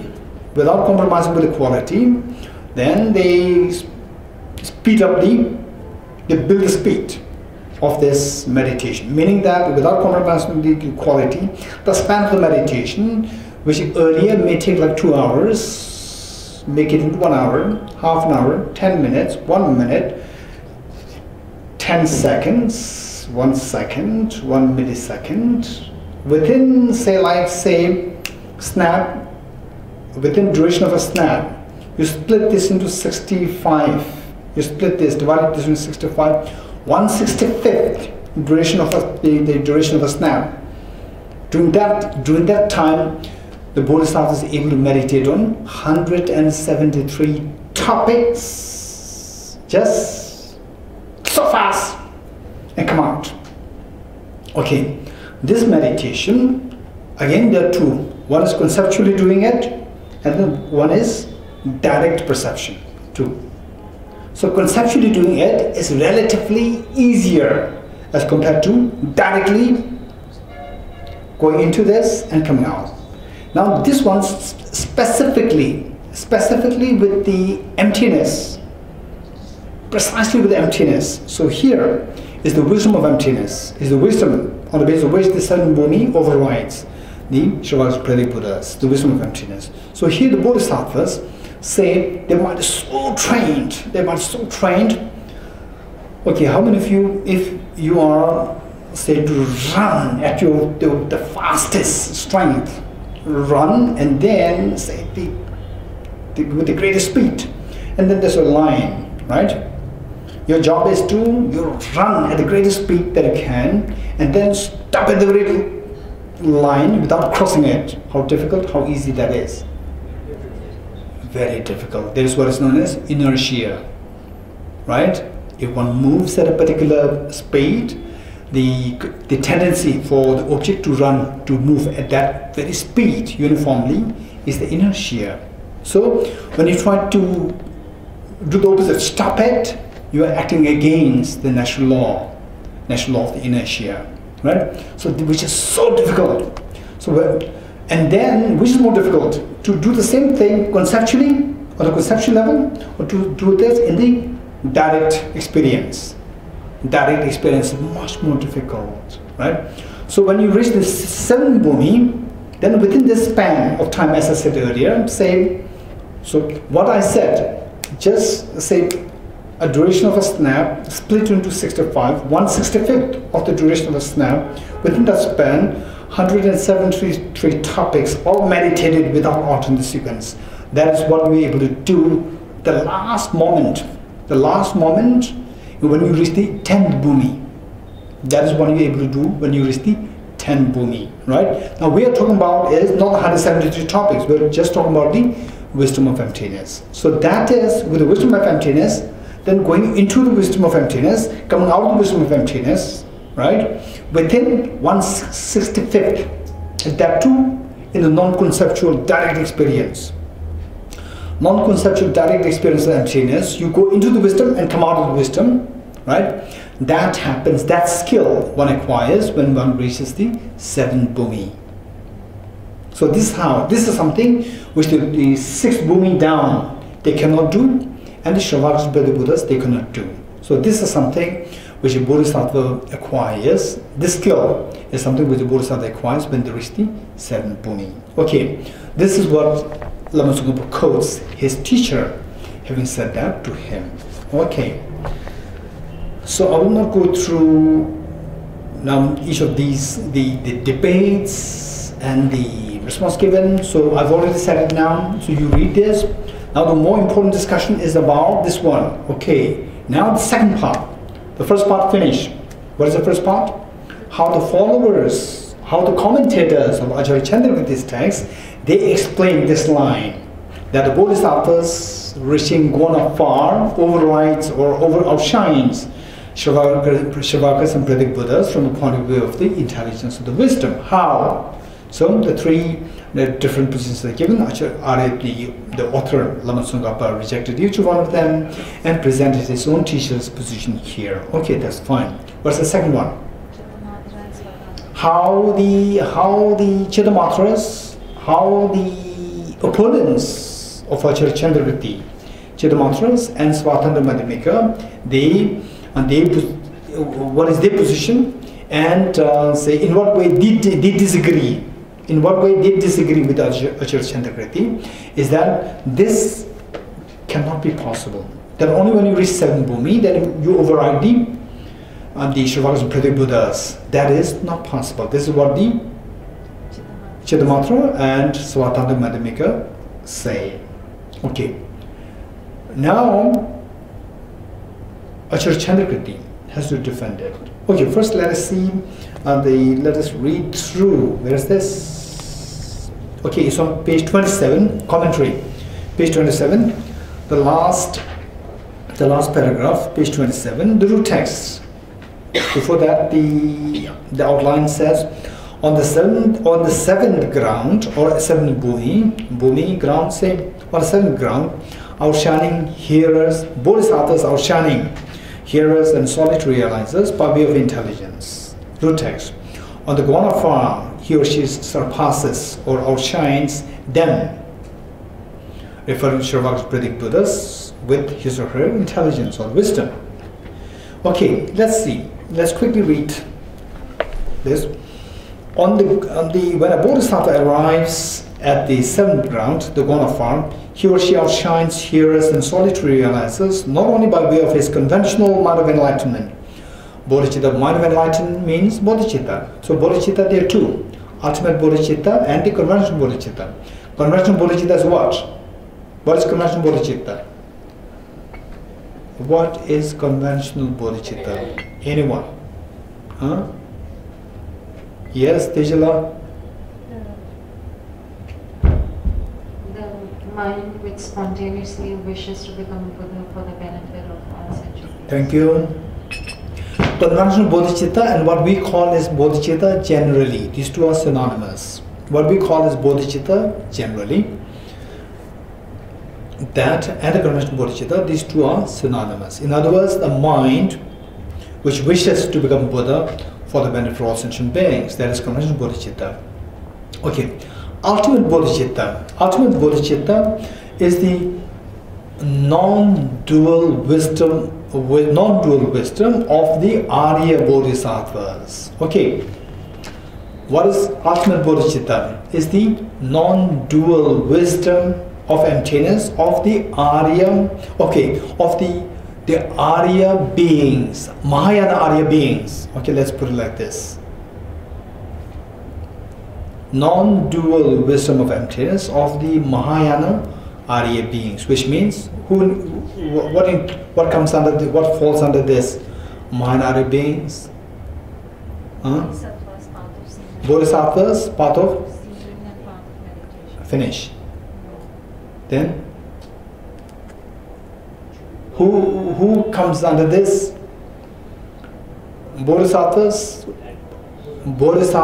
part of seeing and part of all the Mahayana Aryas. Who are the Mahayana Aryas? Gati, right? Paragati. Anybody who is in the Paragati, Parasangati, Bodhiswaha. Who are those in the Paragati? Mahayana Paragati. Who are those in the Mahayana Paragati? Part of seeing, the Bodhisattva, part of seeing Bodhisattvas. Then who are those in the Parasangati?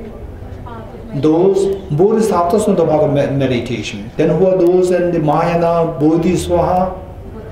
Buddhas. Okay, all the Bodhisattvas are part of seeing, part of meditation, and the Buddhas, they fall under the category of the Mahayana Aryas. Okay.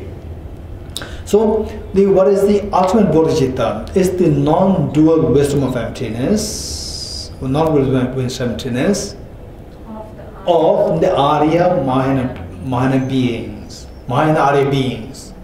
Okay, let's see now. The root text, on the one of far, he or she surpasses them with his or her intelligence. When a bodhisattva arrives at the seventh ground, the Gaunafar, he or she outshines hearers and solitary realizers, not only by way of his or her conventional mind of enlightenment. So when does this happen? Overriding Shavakas and Pratik Buddhas by way of the conventional mind of enlightenment. First Bhumi or the path of accumulation?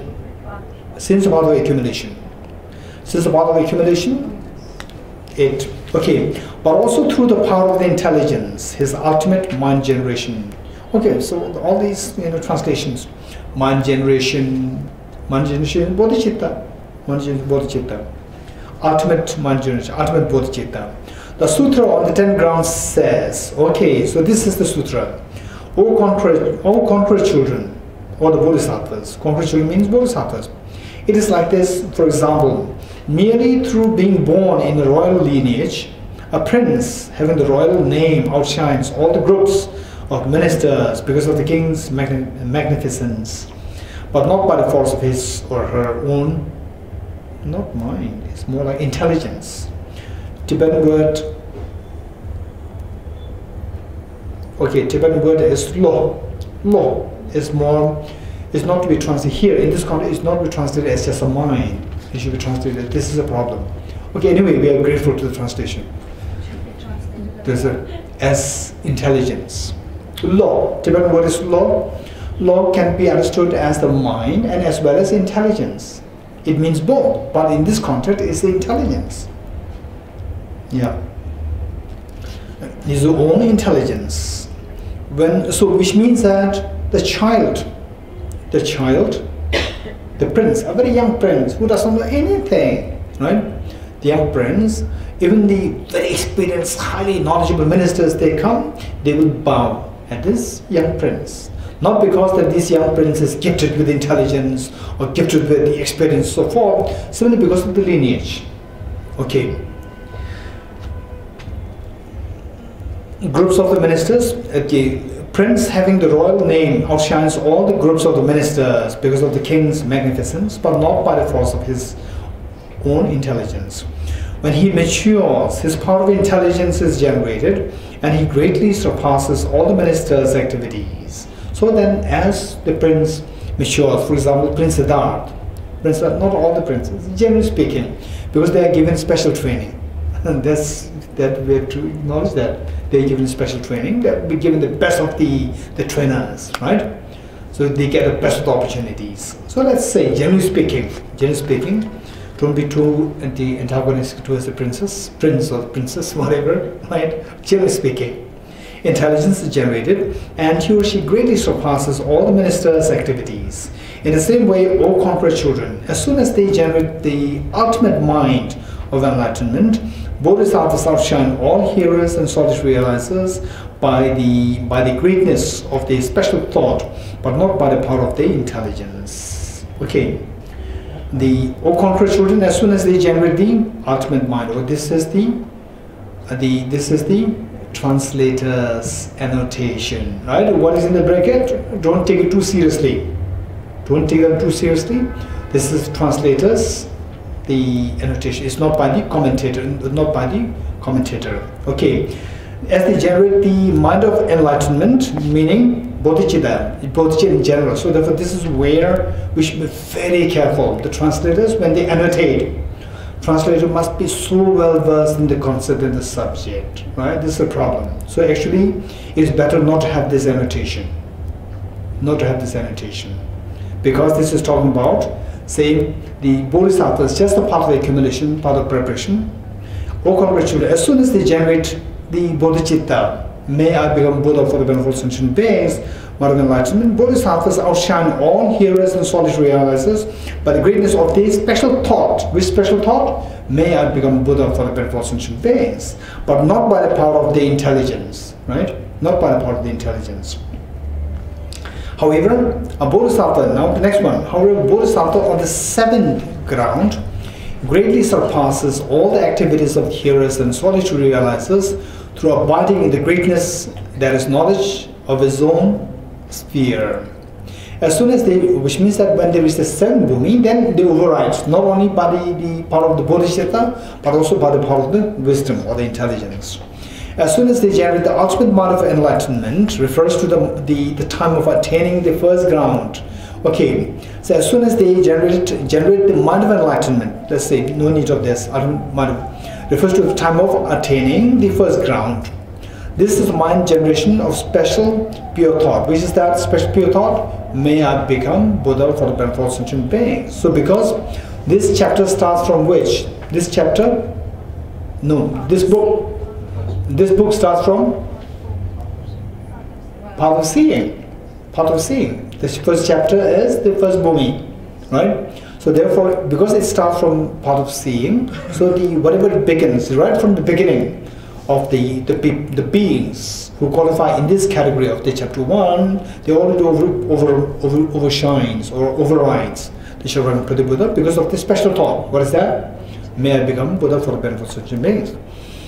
A bodhisattva, so therefore, it is always best when we say the comment or say when we're translating, there's too much of annotations. It's not really good. We're not sure whether we're helping or whether we're harming, right? Too much annotation. And sometimes your understanding, I'm no exception, including myself. I also do a lot of translation, right? I can also fall into this category. Okay. The Bodhisattva outshines hearers and solid realizers through the generation of his or her power of the intelligence only on the seventh ground, the Guna form, and above, meaning 7 and 8, 9, 10. On the sixth ground and below, he or she does not outshine them through his or her power of intelligence. Acharya Chandrakriti's condensed commentary on this shows that surpassing all the activities of hearers and solitary realizers means surpassing them through intelligence. The sutra explains the power of intelligence as abiding in the greatness that is knowledge of his own sphere. Knowledge of his own sphere meaning the wisdom, intelligence. This is greatness of knowing cessation, the limit of reality, the sphere of bodhisattvas. Okay, knowing of cessation, this is the technical term, cessation. Cessation, we understand what? The cessation in relation to the third noble truth, the truth of the cessation, right? So in Prasangika, the cessation, there are two connotations. One pertaining to the cessation of the miseries, cessation of the afflictions, and the other cessation in the form of the experience of the emptiness, non-dual experience of the emptiness. Okay, there are two connotations. Okay, with regard to the meaning of this, okay, so now these three things, I want to explain this, right? Okay, now what we should be going through is, let's turn to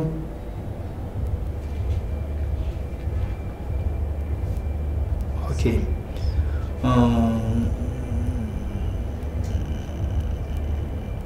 Okay, let's say page 29. So this page 28, you read, which I've already explained this. And it should be no problem for you. Okay, now on the page 29 in the middle, the meaning established by these teachings. This section has three parts. First, the teaching in the sutra on the 10 grounds, Dasha Bhumi Sutra, that hearers and solid realizers recognize the non-inherent existence of phenomena. Okay, Chittamatra. Now the second question. What is the second question? How the Chittamatra and Savatthana Madhyamika disagree with Acharya Chandrakriti. So whole debate comes into being. From this you will realize. From this, not just blindly following Acharya Chandrakriti, right? So see what Acharya Chandrakriti and Bodhisattva Shantideva have to say for the need for us to realize emptiness of objective existence in order to eradicate our afflictions. And what the lower schools, Chittamatra and Savatthana Madhyamika, they have to say that to eradicate our afflictions, to be freed from afflictions, there's no need for us to realize the the selflessness of phenomena, just to realize the emptiness of what? Selflessness of person. What is the selflessness of person according to Lewis Schools? Don't say autonomous. Selflessness of autonomous. Autonomous is something to be rejected. It's not to be established, right? So what is that thing that you have to, what is that selflessness? What do you mean by, what is the selflessness of person according to Lewis Schools? Selflessness of autonomous substantial reality. Okay, this one. So whereas Acharya Chandrakirti says that if you just realize the selflessness of autonomous substantial reality and then you may perfect in this meditation, still it doesn't guarantee that you will achieve liberation. Okay, from this we will gain a deep conviction. And then, as I said earlier, we are not to side Acharya Chandrakirti. This is the point. We should be very unbiased, study them very carefully, try to understand what is the emptiness of autonomous substantial reality, try to understand what is emptiness of objective existence, the two things, and then see in your own experience, see if you don't have the experience, when you don't have the experience of the emptiness of objective existence, then how your emotions, say, disturb us, right? So whereas when you have the experience, you get a glimpse of the emptiness of objective existence, then how the emotions subside. Emotions subside, and what's the experience like? And then if this same experience can be expanded to the state of perfection, then what happens to all the, say, like coming out of the dream? You come out of the dream, then all the pull and push in the dream automatically stops. When you come out of the dream, you come to realize that whatever happened in the dream, they're all just, nothing is there from the object, is all coming, it all came from my mind. It all came from purely subjective, 100% subjective. Then all the emotional stirs, the fears, excitement in the dream stop automatically, right? So with this, we have to gain this conviction. Okay, this would be extremely.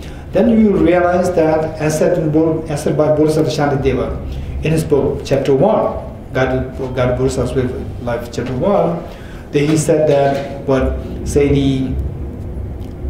meeting with this practice of bodhicitta, it is like finding a blind person finding a jewel in a heap of rubbish, right? In the first place, finding a very precious jewel, a diamond in a heap of rubbish is almost next to impossibility. One, and that too for a blind person is even more remote for one to realize, to find it.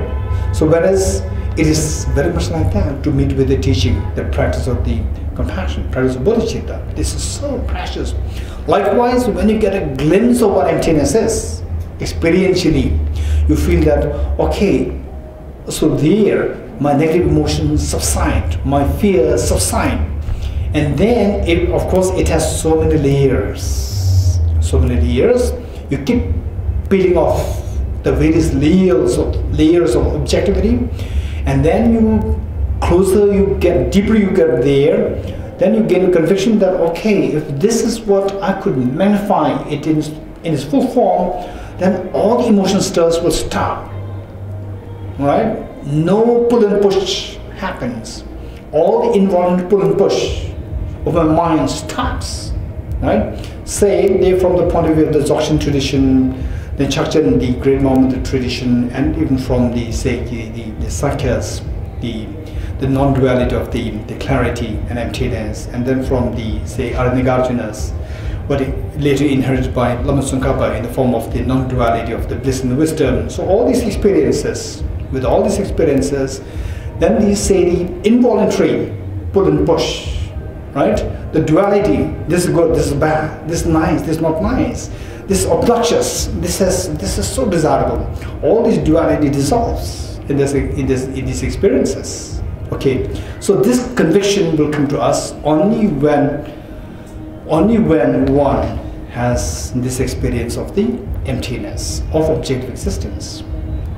This is so precious, and you get a glimpse of this. You will see that it is like, again, for a blind person finding a jewel of the wisdom of emptiness in the middle of the heap of garbage, heap of rubbish, right? It's so precious, so precious. Okay, so then you will realize, okay, now within this, and the study of what?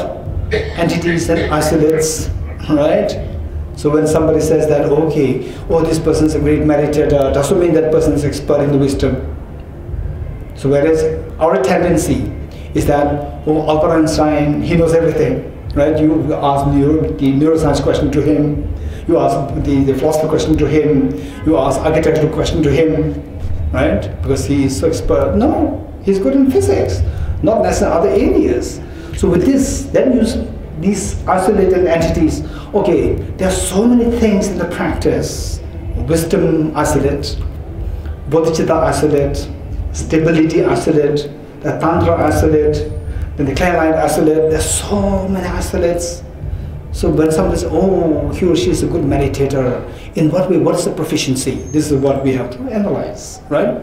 Okay, so the point is that this is so precious. It is only through the study of this debate, that one realizes that how precious it is for us to have met with this teaching on the wisdom of emptiness. Getting it? Okay. Otherwise, it's very problematic, right? So from this we learn how to ask questions. And then say the experiences shared by the great saints. And of course, what I personally would say is that wisdom of emptiness and this psychology, the main stream psychology of the Nalanda thing. If somebody is rich in these two areas, psychology plus wisdom of emptiness, from there you can infer many of the experiences shared by the great saints, like the great Saint Naropa, the great Saint Tilopa, and then the early great saints. When you read, those the texts, then you may get a feeling that what they are talking about, what mental states they are talking about, right? Okay, and then talking about the Dzogchen thing, say the Mahamudra, then even the very subtle tantric experiences of the Sakya, all this came from the Nalanda tradition. So we will see that they're all more coming from the angle of the emptiness and the angle of sophistication of the subjective clear light. This is beautiful. Okay, this is so precious. And then, whereas if you don't study these things, impossible that we are able to reach to that level of the sophistication to see the nuances of the workings of the mind. Okay.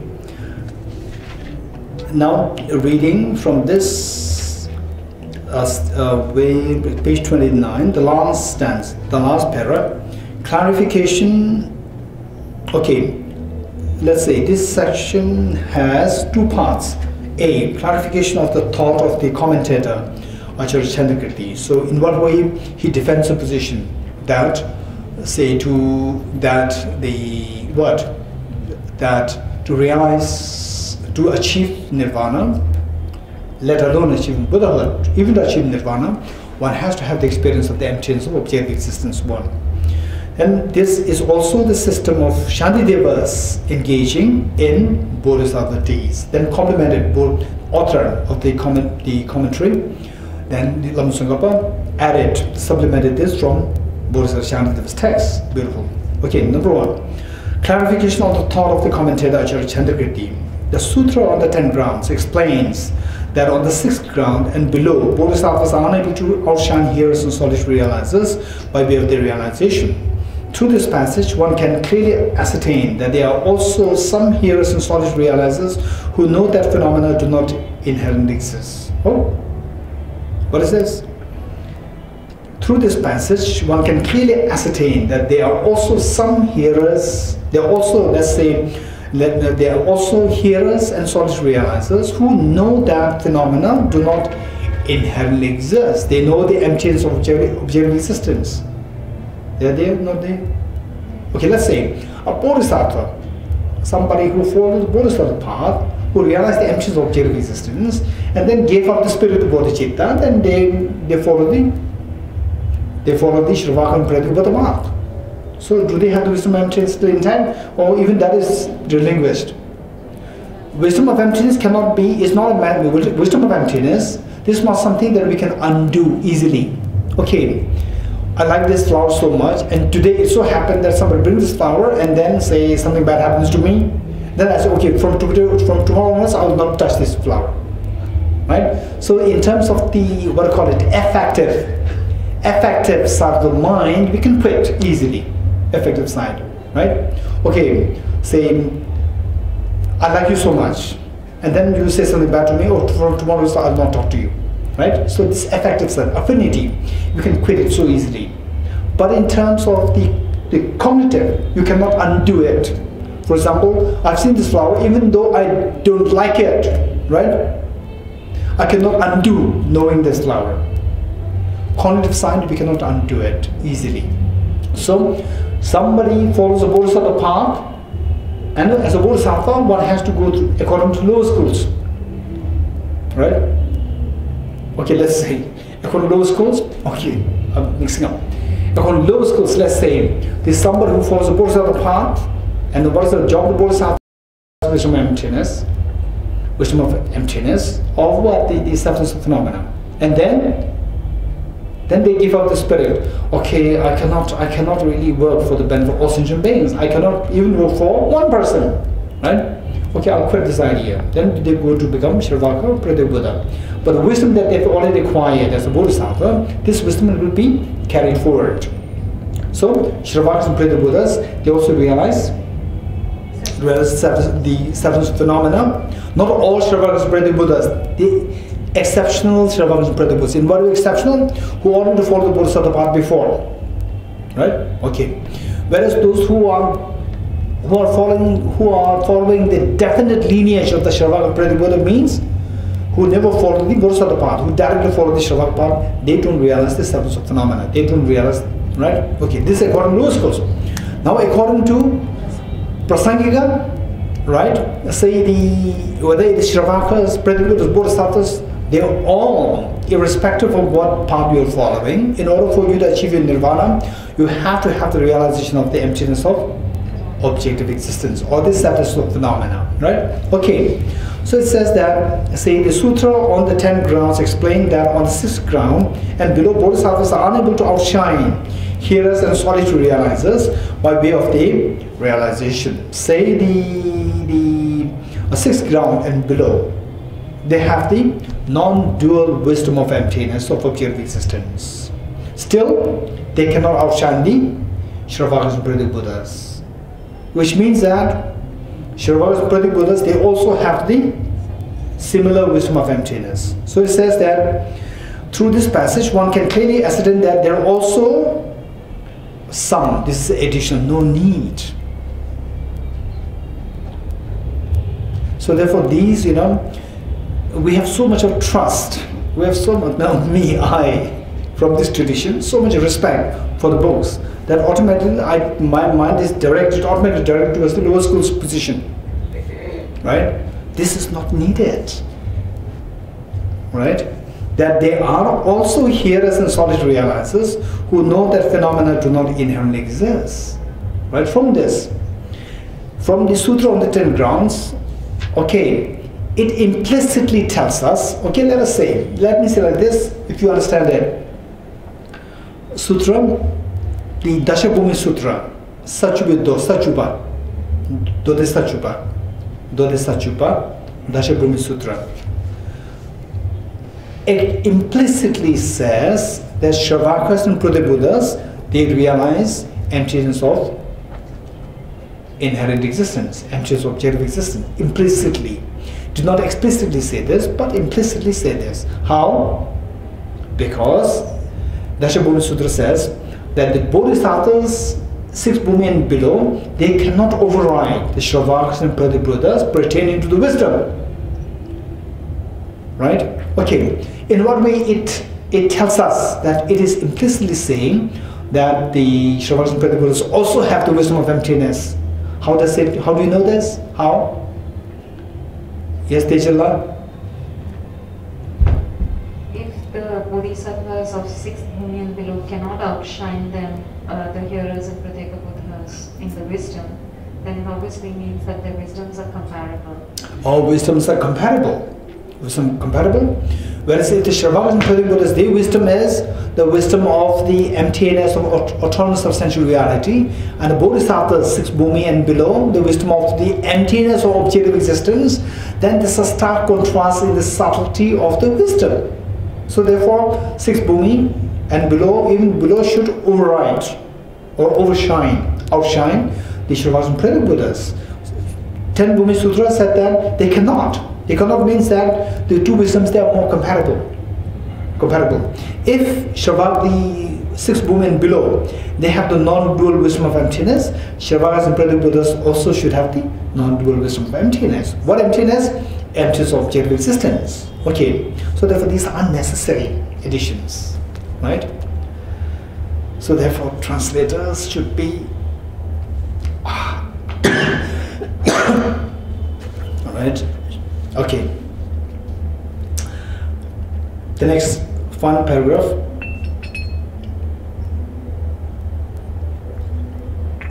If hearers and solitary realizers did not have this wisdom, then even those bodhisattvas who generate the first ultimate mind, would outshine, meaning the first bhumi would outshine them meaning Shravakas and Pratik Buddhas, from the viewpoint of their realization, right?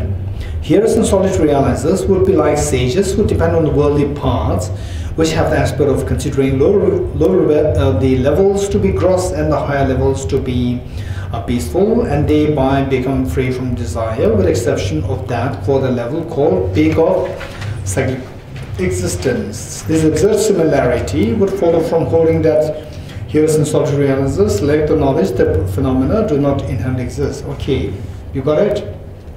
Huh?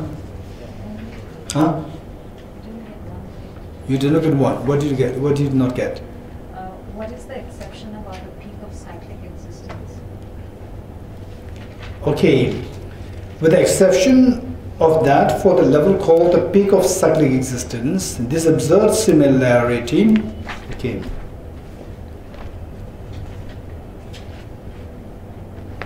Okay, I will check the Tibetan translation. No, the Tibetan actually book.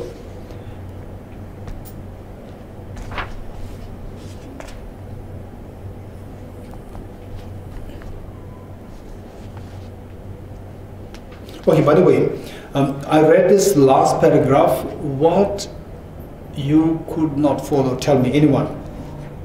Just from anything that you find in this last paragraph, what you could not follow?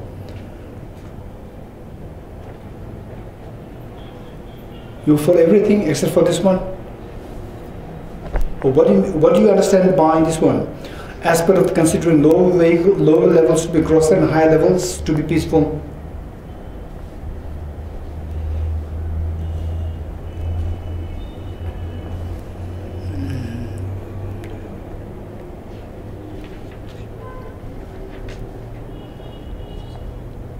Okay.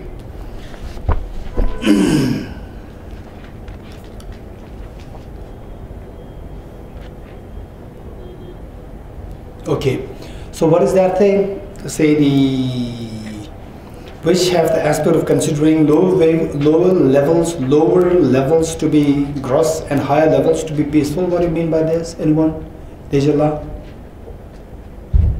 So there is a meditative practice common to Buddhist and non-Buddhist traditions where the practitioners view the lower realm, the desire realm, as being gross, and the higher realm of form and formless realm as being more subtle.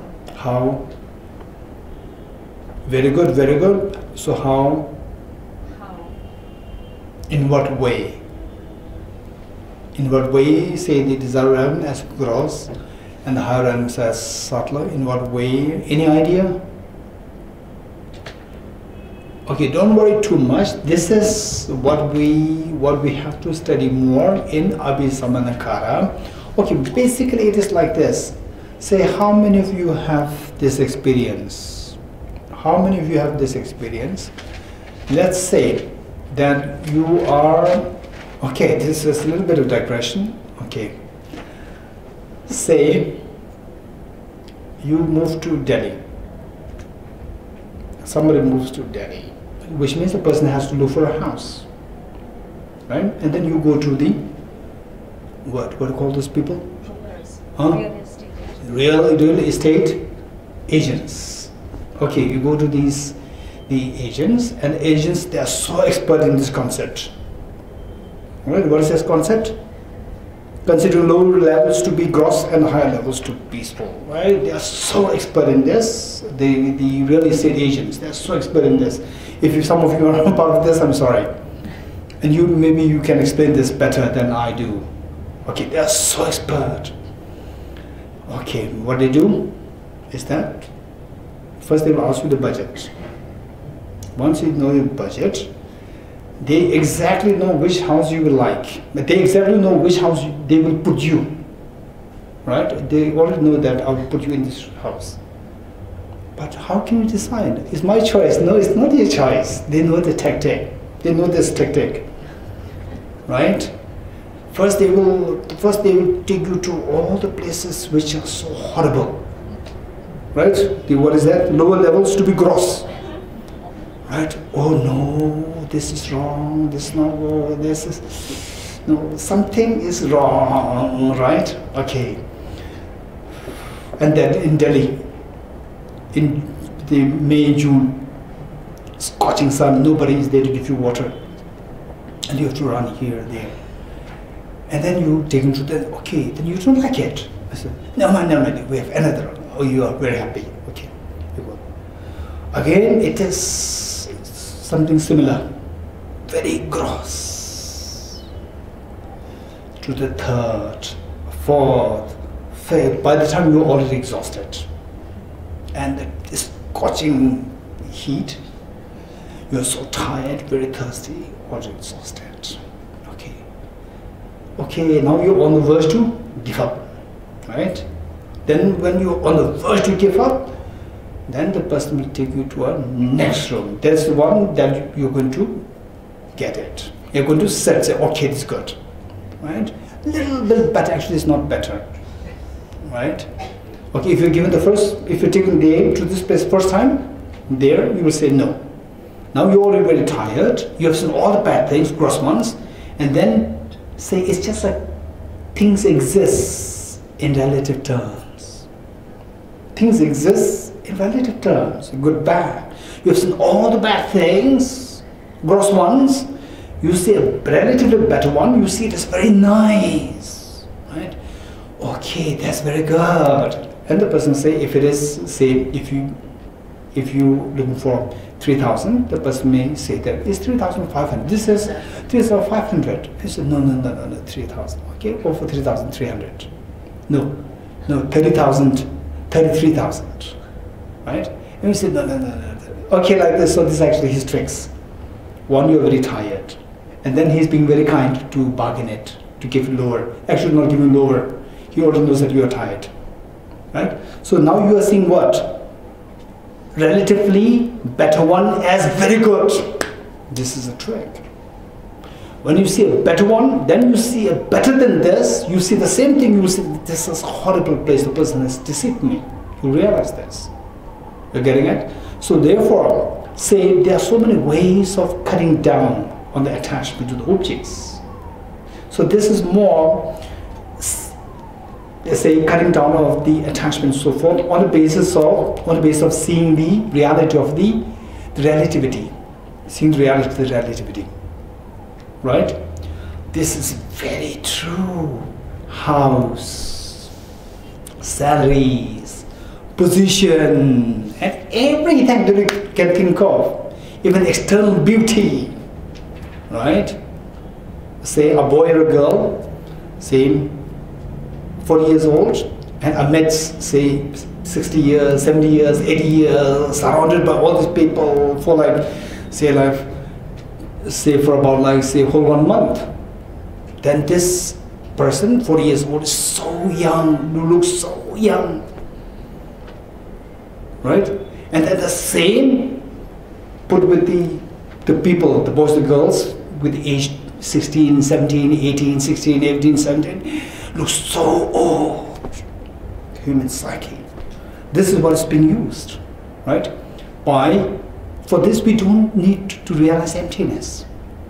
Simply by this technique, you are able to cut down on the attachment to the lower realms. Same desire realm, and next one is form realm.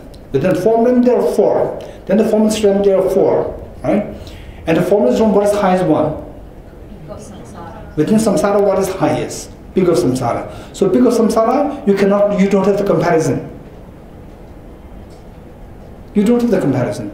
Because peak of samsara, that's a peak. That's a peak, you do not have, that's a gross, and as compared to that, that is higher. There's no higher within the samsara. Unless you see emptiness.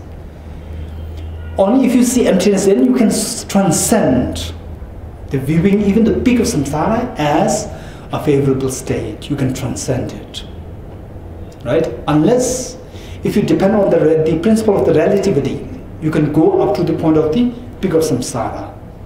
So peak of samsara, because you don't see anything which is superior to the peak of samsara, so you cannot apply this principle of relativity pertaining to the peak of samsara. So therefore that is exception. For all others, you can transcend it. You can transcend it by applying this method. So the non-Buddhist practitioners who go into the Himalayas with this kind of practice, meditation, right? Meditation, then overriding the attachment to the lower realms. This is all done on the basis of this principle. In Tibetan, it is known as Shira Namjen. Shira Namjen. Shira Namjen. Shira Namjen, Gom. Shira Namjen, Lo. Shira Namjen. SHIRAG, Shira Namjen. NAMCHCHEN. Shira Namjen, Lo. Lo is mind. Shira Namjen, Lo. Okay. Okay, now before we close, let me give you the 3 reasons given by Acharya Chandrakirti in defense of his position. What position? As said in Dashabhumi Sutra, even the Shravakas and Pratik Buddhas, they have to have the realization of emptiness in order for one to achieve nirvana, right? Let alone Buddhahood. Even for nirvana, one has to have the experience of emptiness of objective existence. So Acharya Chandrakirti came up with 3 reasonings. The one as we read already. So the one is, okay, page 29, the last paragraph is the reason 1. Reason 1. Page 30, second paragraph, meaning it's the 3rd line, which says, in that case, Chandrakirti says, hearers and solitary realizers. That is point number 2, reason number 2. And then number 3, if you ask cognition of suchness, the next paragraph, that is reason number 3. There are 3 reasons, right? Okay, the first reason says that if Shravakas and Pratik Buddhas, they don't realize the emptiness of objective existence, then their mode of detachment from samsara is very much like the non-Buddhist practitioners who depend on Shira Namjen, practice in order to cut attachment to the lower realms, right? And then what's the problem with that technique? They may be able to overcome the attachment to the lower realms, but you cannot cut the attachment to the peak of samsara. You're getting it? You cannot cut the peak of samsara. If you cannot cut the attachment to the peak of samsara, still you are in samsara. So therefore you cannot come out of the samsara. 1. Likewise, Shravakas and Pratik Buddhas, if they don't see the emptiness of objective existence, then their mode of detaching from samsara becomes like the non-Buddhist practitioners detaching themselves from samsara to some extent, and then cannot detach themselves fully from the peak of existence. So likewise, Shravakas and Pratik Buddhas, they cannot possibly achieve nirvana. They become like how the non-Buddhist practitioners, they detach themselves and still remain in samsara. Reason number 1. Reason number 2. Reason number 2, that so what they say, okay, now if you are the followers of Chittamatra and Svatantra Madhyamika, then what is the main meditation employed by or what is the main object of meditation employed by Shravakas and Brahma Buddhas? Selfless person. What is a selfless person? Selfless autonomous substantial reality. Okay. So what are the selfless phenomena? No. Okay. Now Ashwara Chandrakirti is saying that from your point of view, say the Shravakas and Brahma Buddhas, particularly precisely following the definite lineage of the Shravakas and Brahma Buddhas, what they practice is the wisdom of the selfless autonomous substantial reality. Right?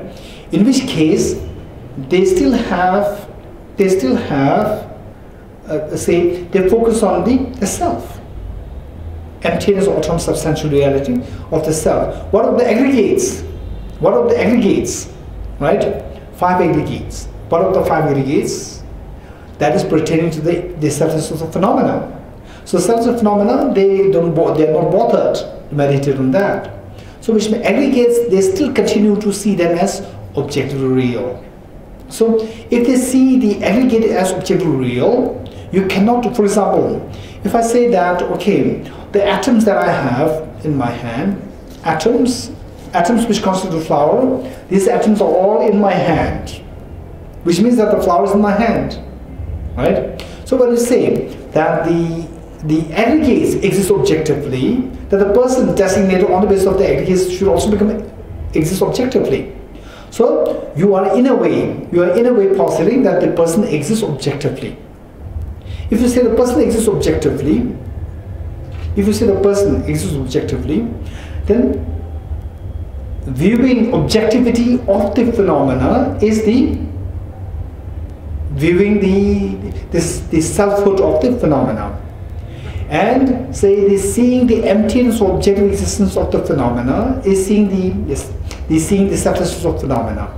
Likewise, seeing the emptiness of objective existence of the person is seeing the selflessness of the person. Because seeing the selflessness of person, selflessness of phenomena, say emptiness of objective existence of phenomena, emptiness of objective existence of the person is the same. So even the labels, 2 labels, selflessness of phenomena, selflessness of person, should also be the same. 2 labels, meaning labels on the basis of what these 2 labels are given. Say the emptiness of objective existence of the phenomena is known as selflessness of phenomena. Likewise, why not? Emptiness of objective existence of person is a selflessness of person. Right? If that is the case, then since the Shravakas and Brahma Buddhas, from your point of view, they don't realize the emptiness of objective existence of the person, they don't realize the emptiness of the person. If they don't realize the emptiness of the person, they don't realize the selflessness of the person also. So although you claim that they realize the selflessness of the person, in actuality they don't realize the selflessness of the person. So from your point of view, if you don't realize the selfless phenomenon person, then you cannot possibly achieve nirvana. So you have to say that Shravakas and Brahma Buddhas, they don't achieve nirvana.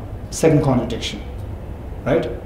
Okay, so this, I'm going very quickly, but we have to go, as I said earlier, this requires at least 2 or 3 more sessions, right? Okay, so the next one is,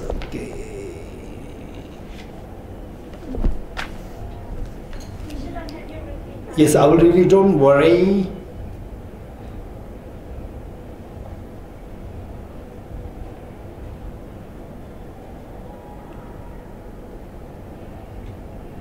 Okay, then the first point is what? The first point is that a meditation employed by the Shravakas and Brahma Buddhas, they become like the meditation of Shira Namjin, or what? Shira Namjin, or the meditation of the aspect of the gross and the subtle. Aspect of the gross and subtle. This is short form. Meditation on the aspect of the meditation on the gross and subtle aspect, referring to this Shira Namjin, right? Seeing the lower realms as gross and the higher realms as subtle. Okay, the meditation of the gross and the subtle aspect. Meditation on the gross and subtle aspect, this is one. Number two, as I said earlier, then the lower schools have to assert that Shravakas and Pratik Buddhas, you have to assert, you will end up with absurdity in accepting that the Shravakas and Pratik Buddhas, they don't realize the status of person. Number two, right? Number three, that Shravakas and Pratik Buddhas, if they don't realize the status of person, then you have to accept that they don't abandon the afflictions completely. You getting it? Okay, what are the 3 points? We have to at least have these 3 points and then have more discussions on this. First one is what? The meditation employed by Shravakas, the absurdity, 3 absurdities. First absurdity, that the Shravakas and Pratik Buddhas, the meditation of Shravakas and Pratik Buddhas employed becomes similar to the meditation on the gross and the subtle aspect as done by the non-Buddhist. Absurdity 1. What is the first one? Absurdity that the Shravakas meditation becomes like a meditation on the gross and the subtle aspect as employed by the non-Buddhist practitioners. 1. Number 2, second absurdity that the Shravakas and Pratik Buddhas, they don't realize the selflessness of person. They don't realize the selflessness of person. Number 2. Number 3, absurdity that the Shravakas and Pratik Buddhas, they don't eradicate the afflictions completely, afflictive obscurations completely.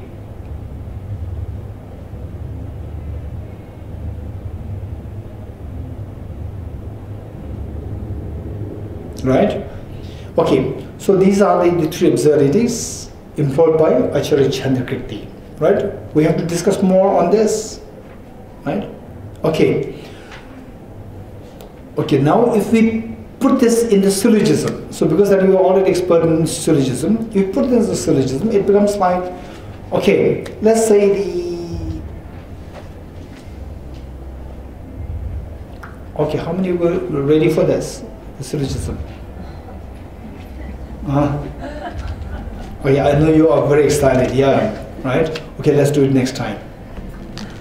Okay, let's have quick dedication prayer.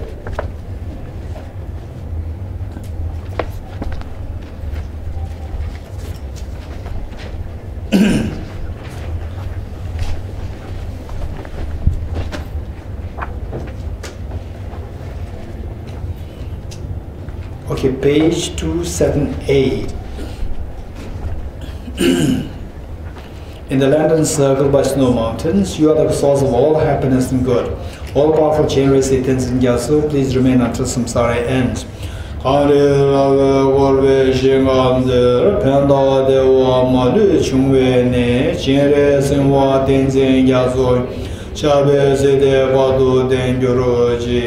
Just as the brave Manjushri in Samadabhadra too realize things as they are, also I dedicate all this merits in this the best way that I may follow their perfect example. I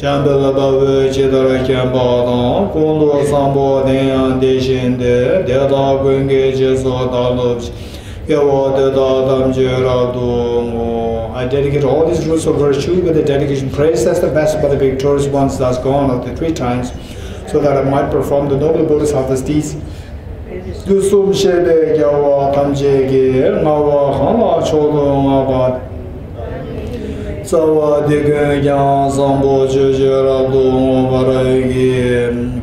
the Supreme Bodhicitta that is not arisen, and may that which is arisen not diminish but increase forevermore.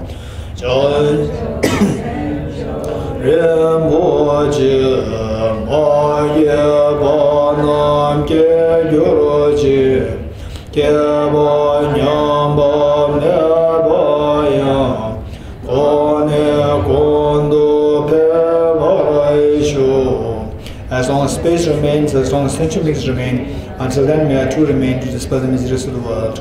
To Due to the merits of these virtuous actions, may I quickly attain the state of Guru Buddha and lead all beings without exception into the enlightened state. I dedicate the merit thus gathered towards the realization that the peace and the grace of all the Buddhas and Bodhisattvas of the 3 times and to the upholding Dharma and the teachings realization.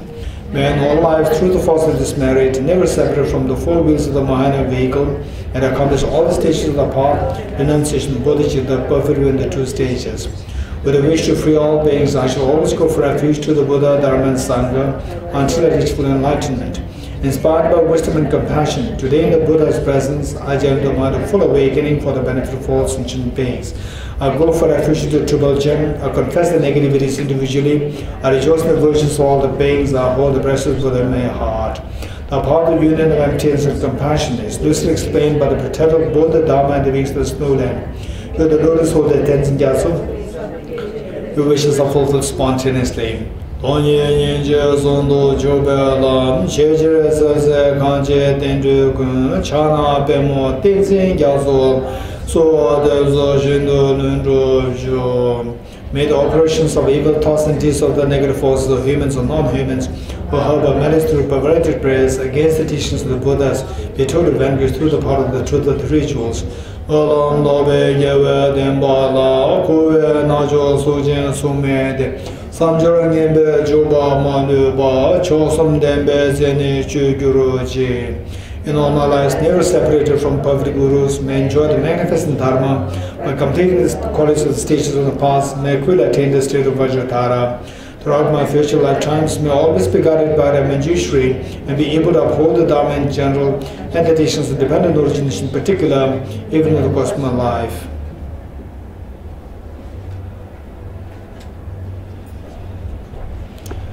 Okay, good night.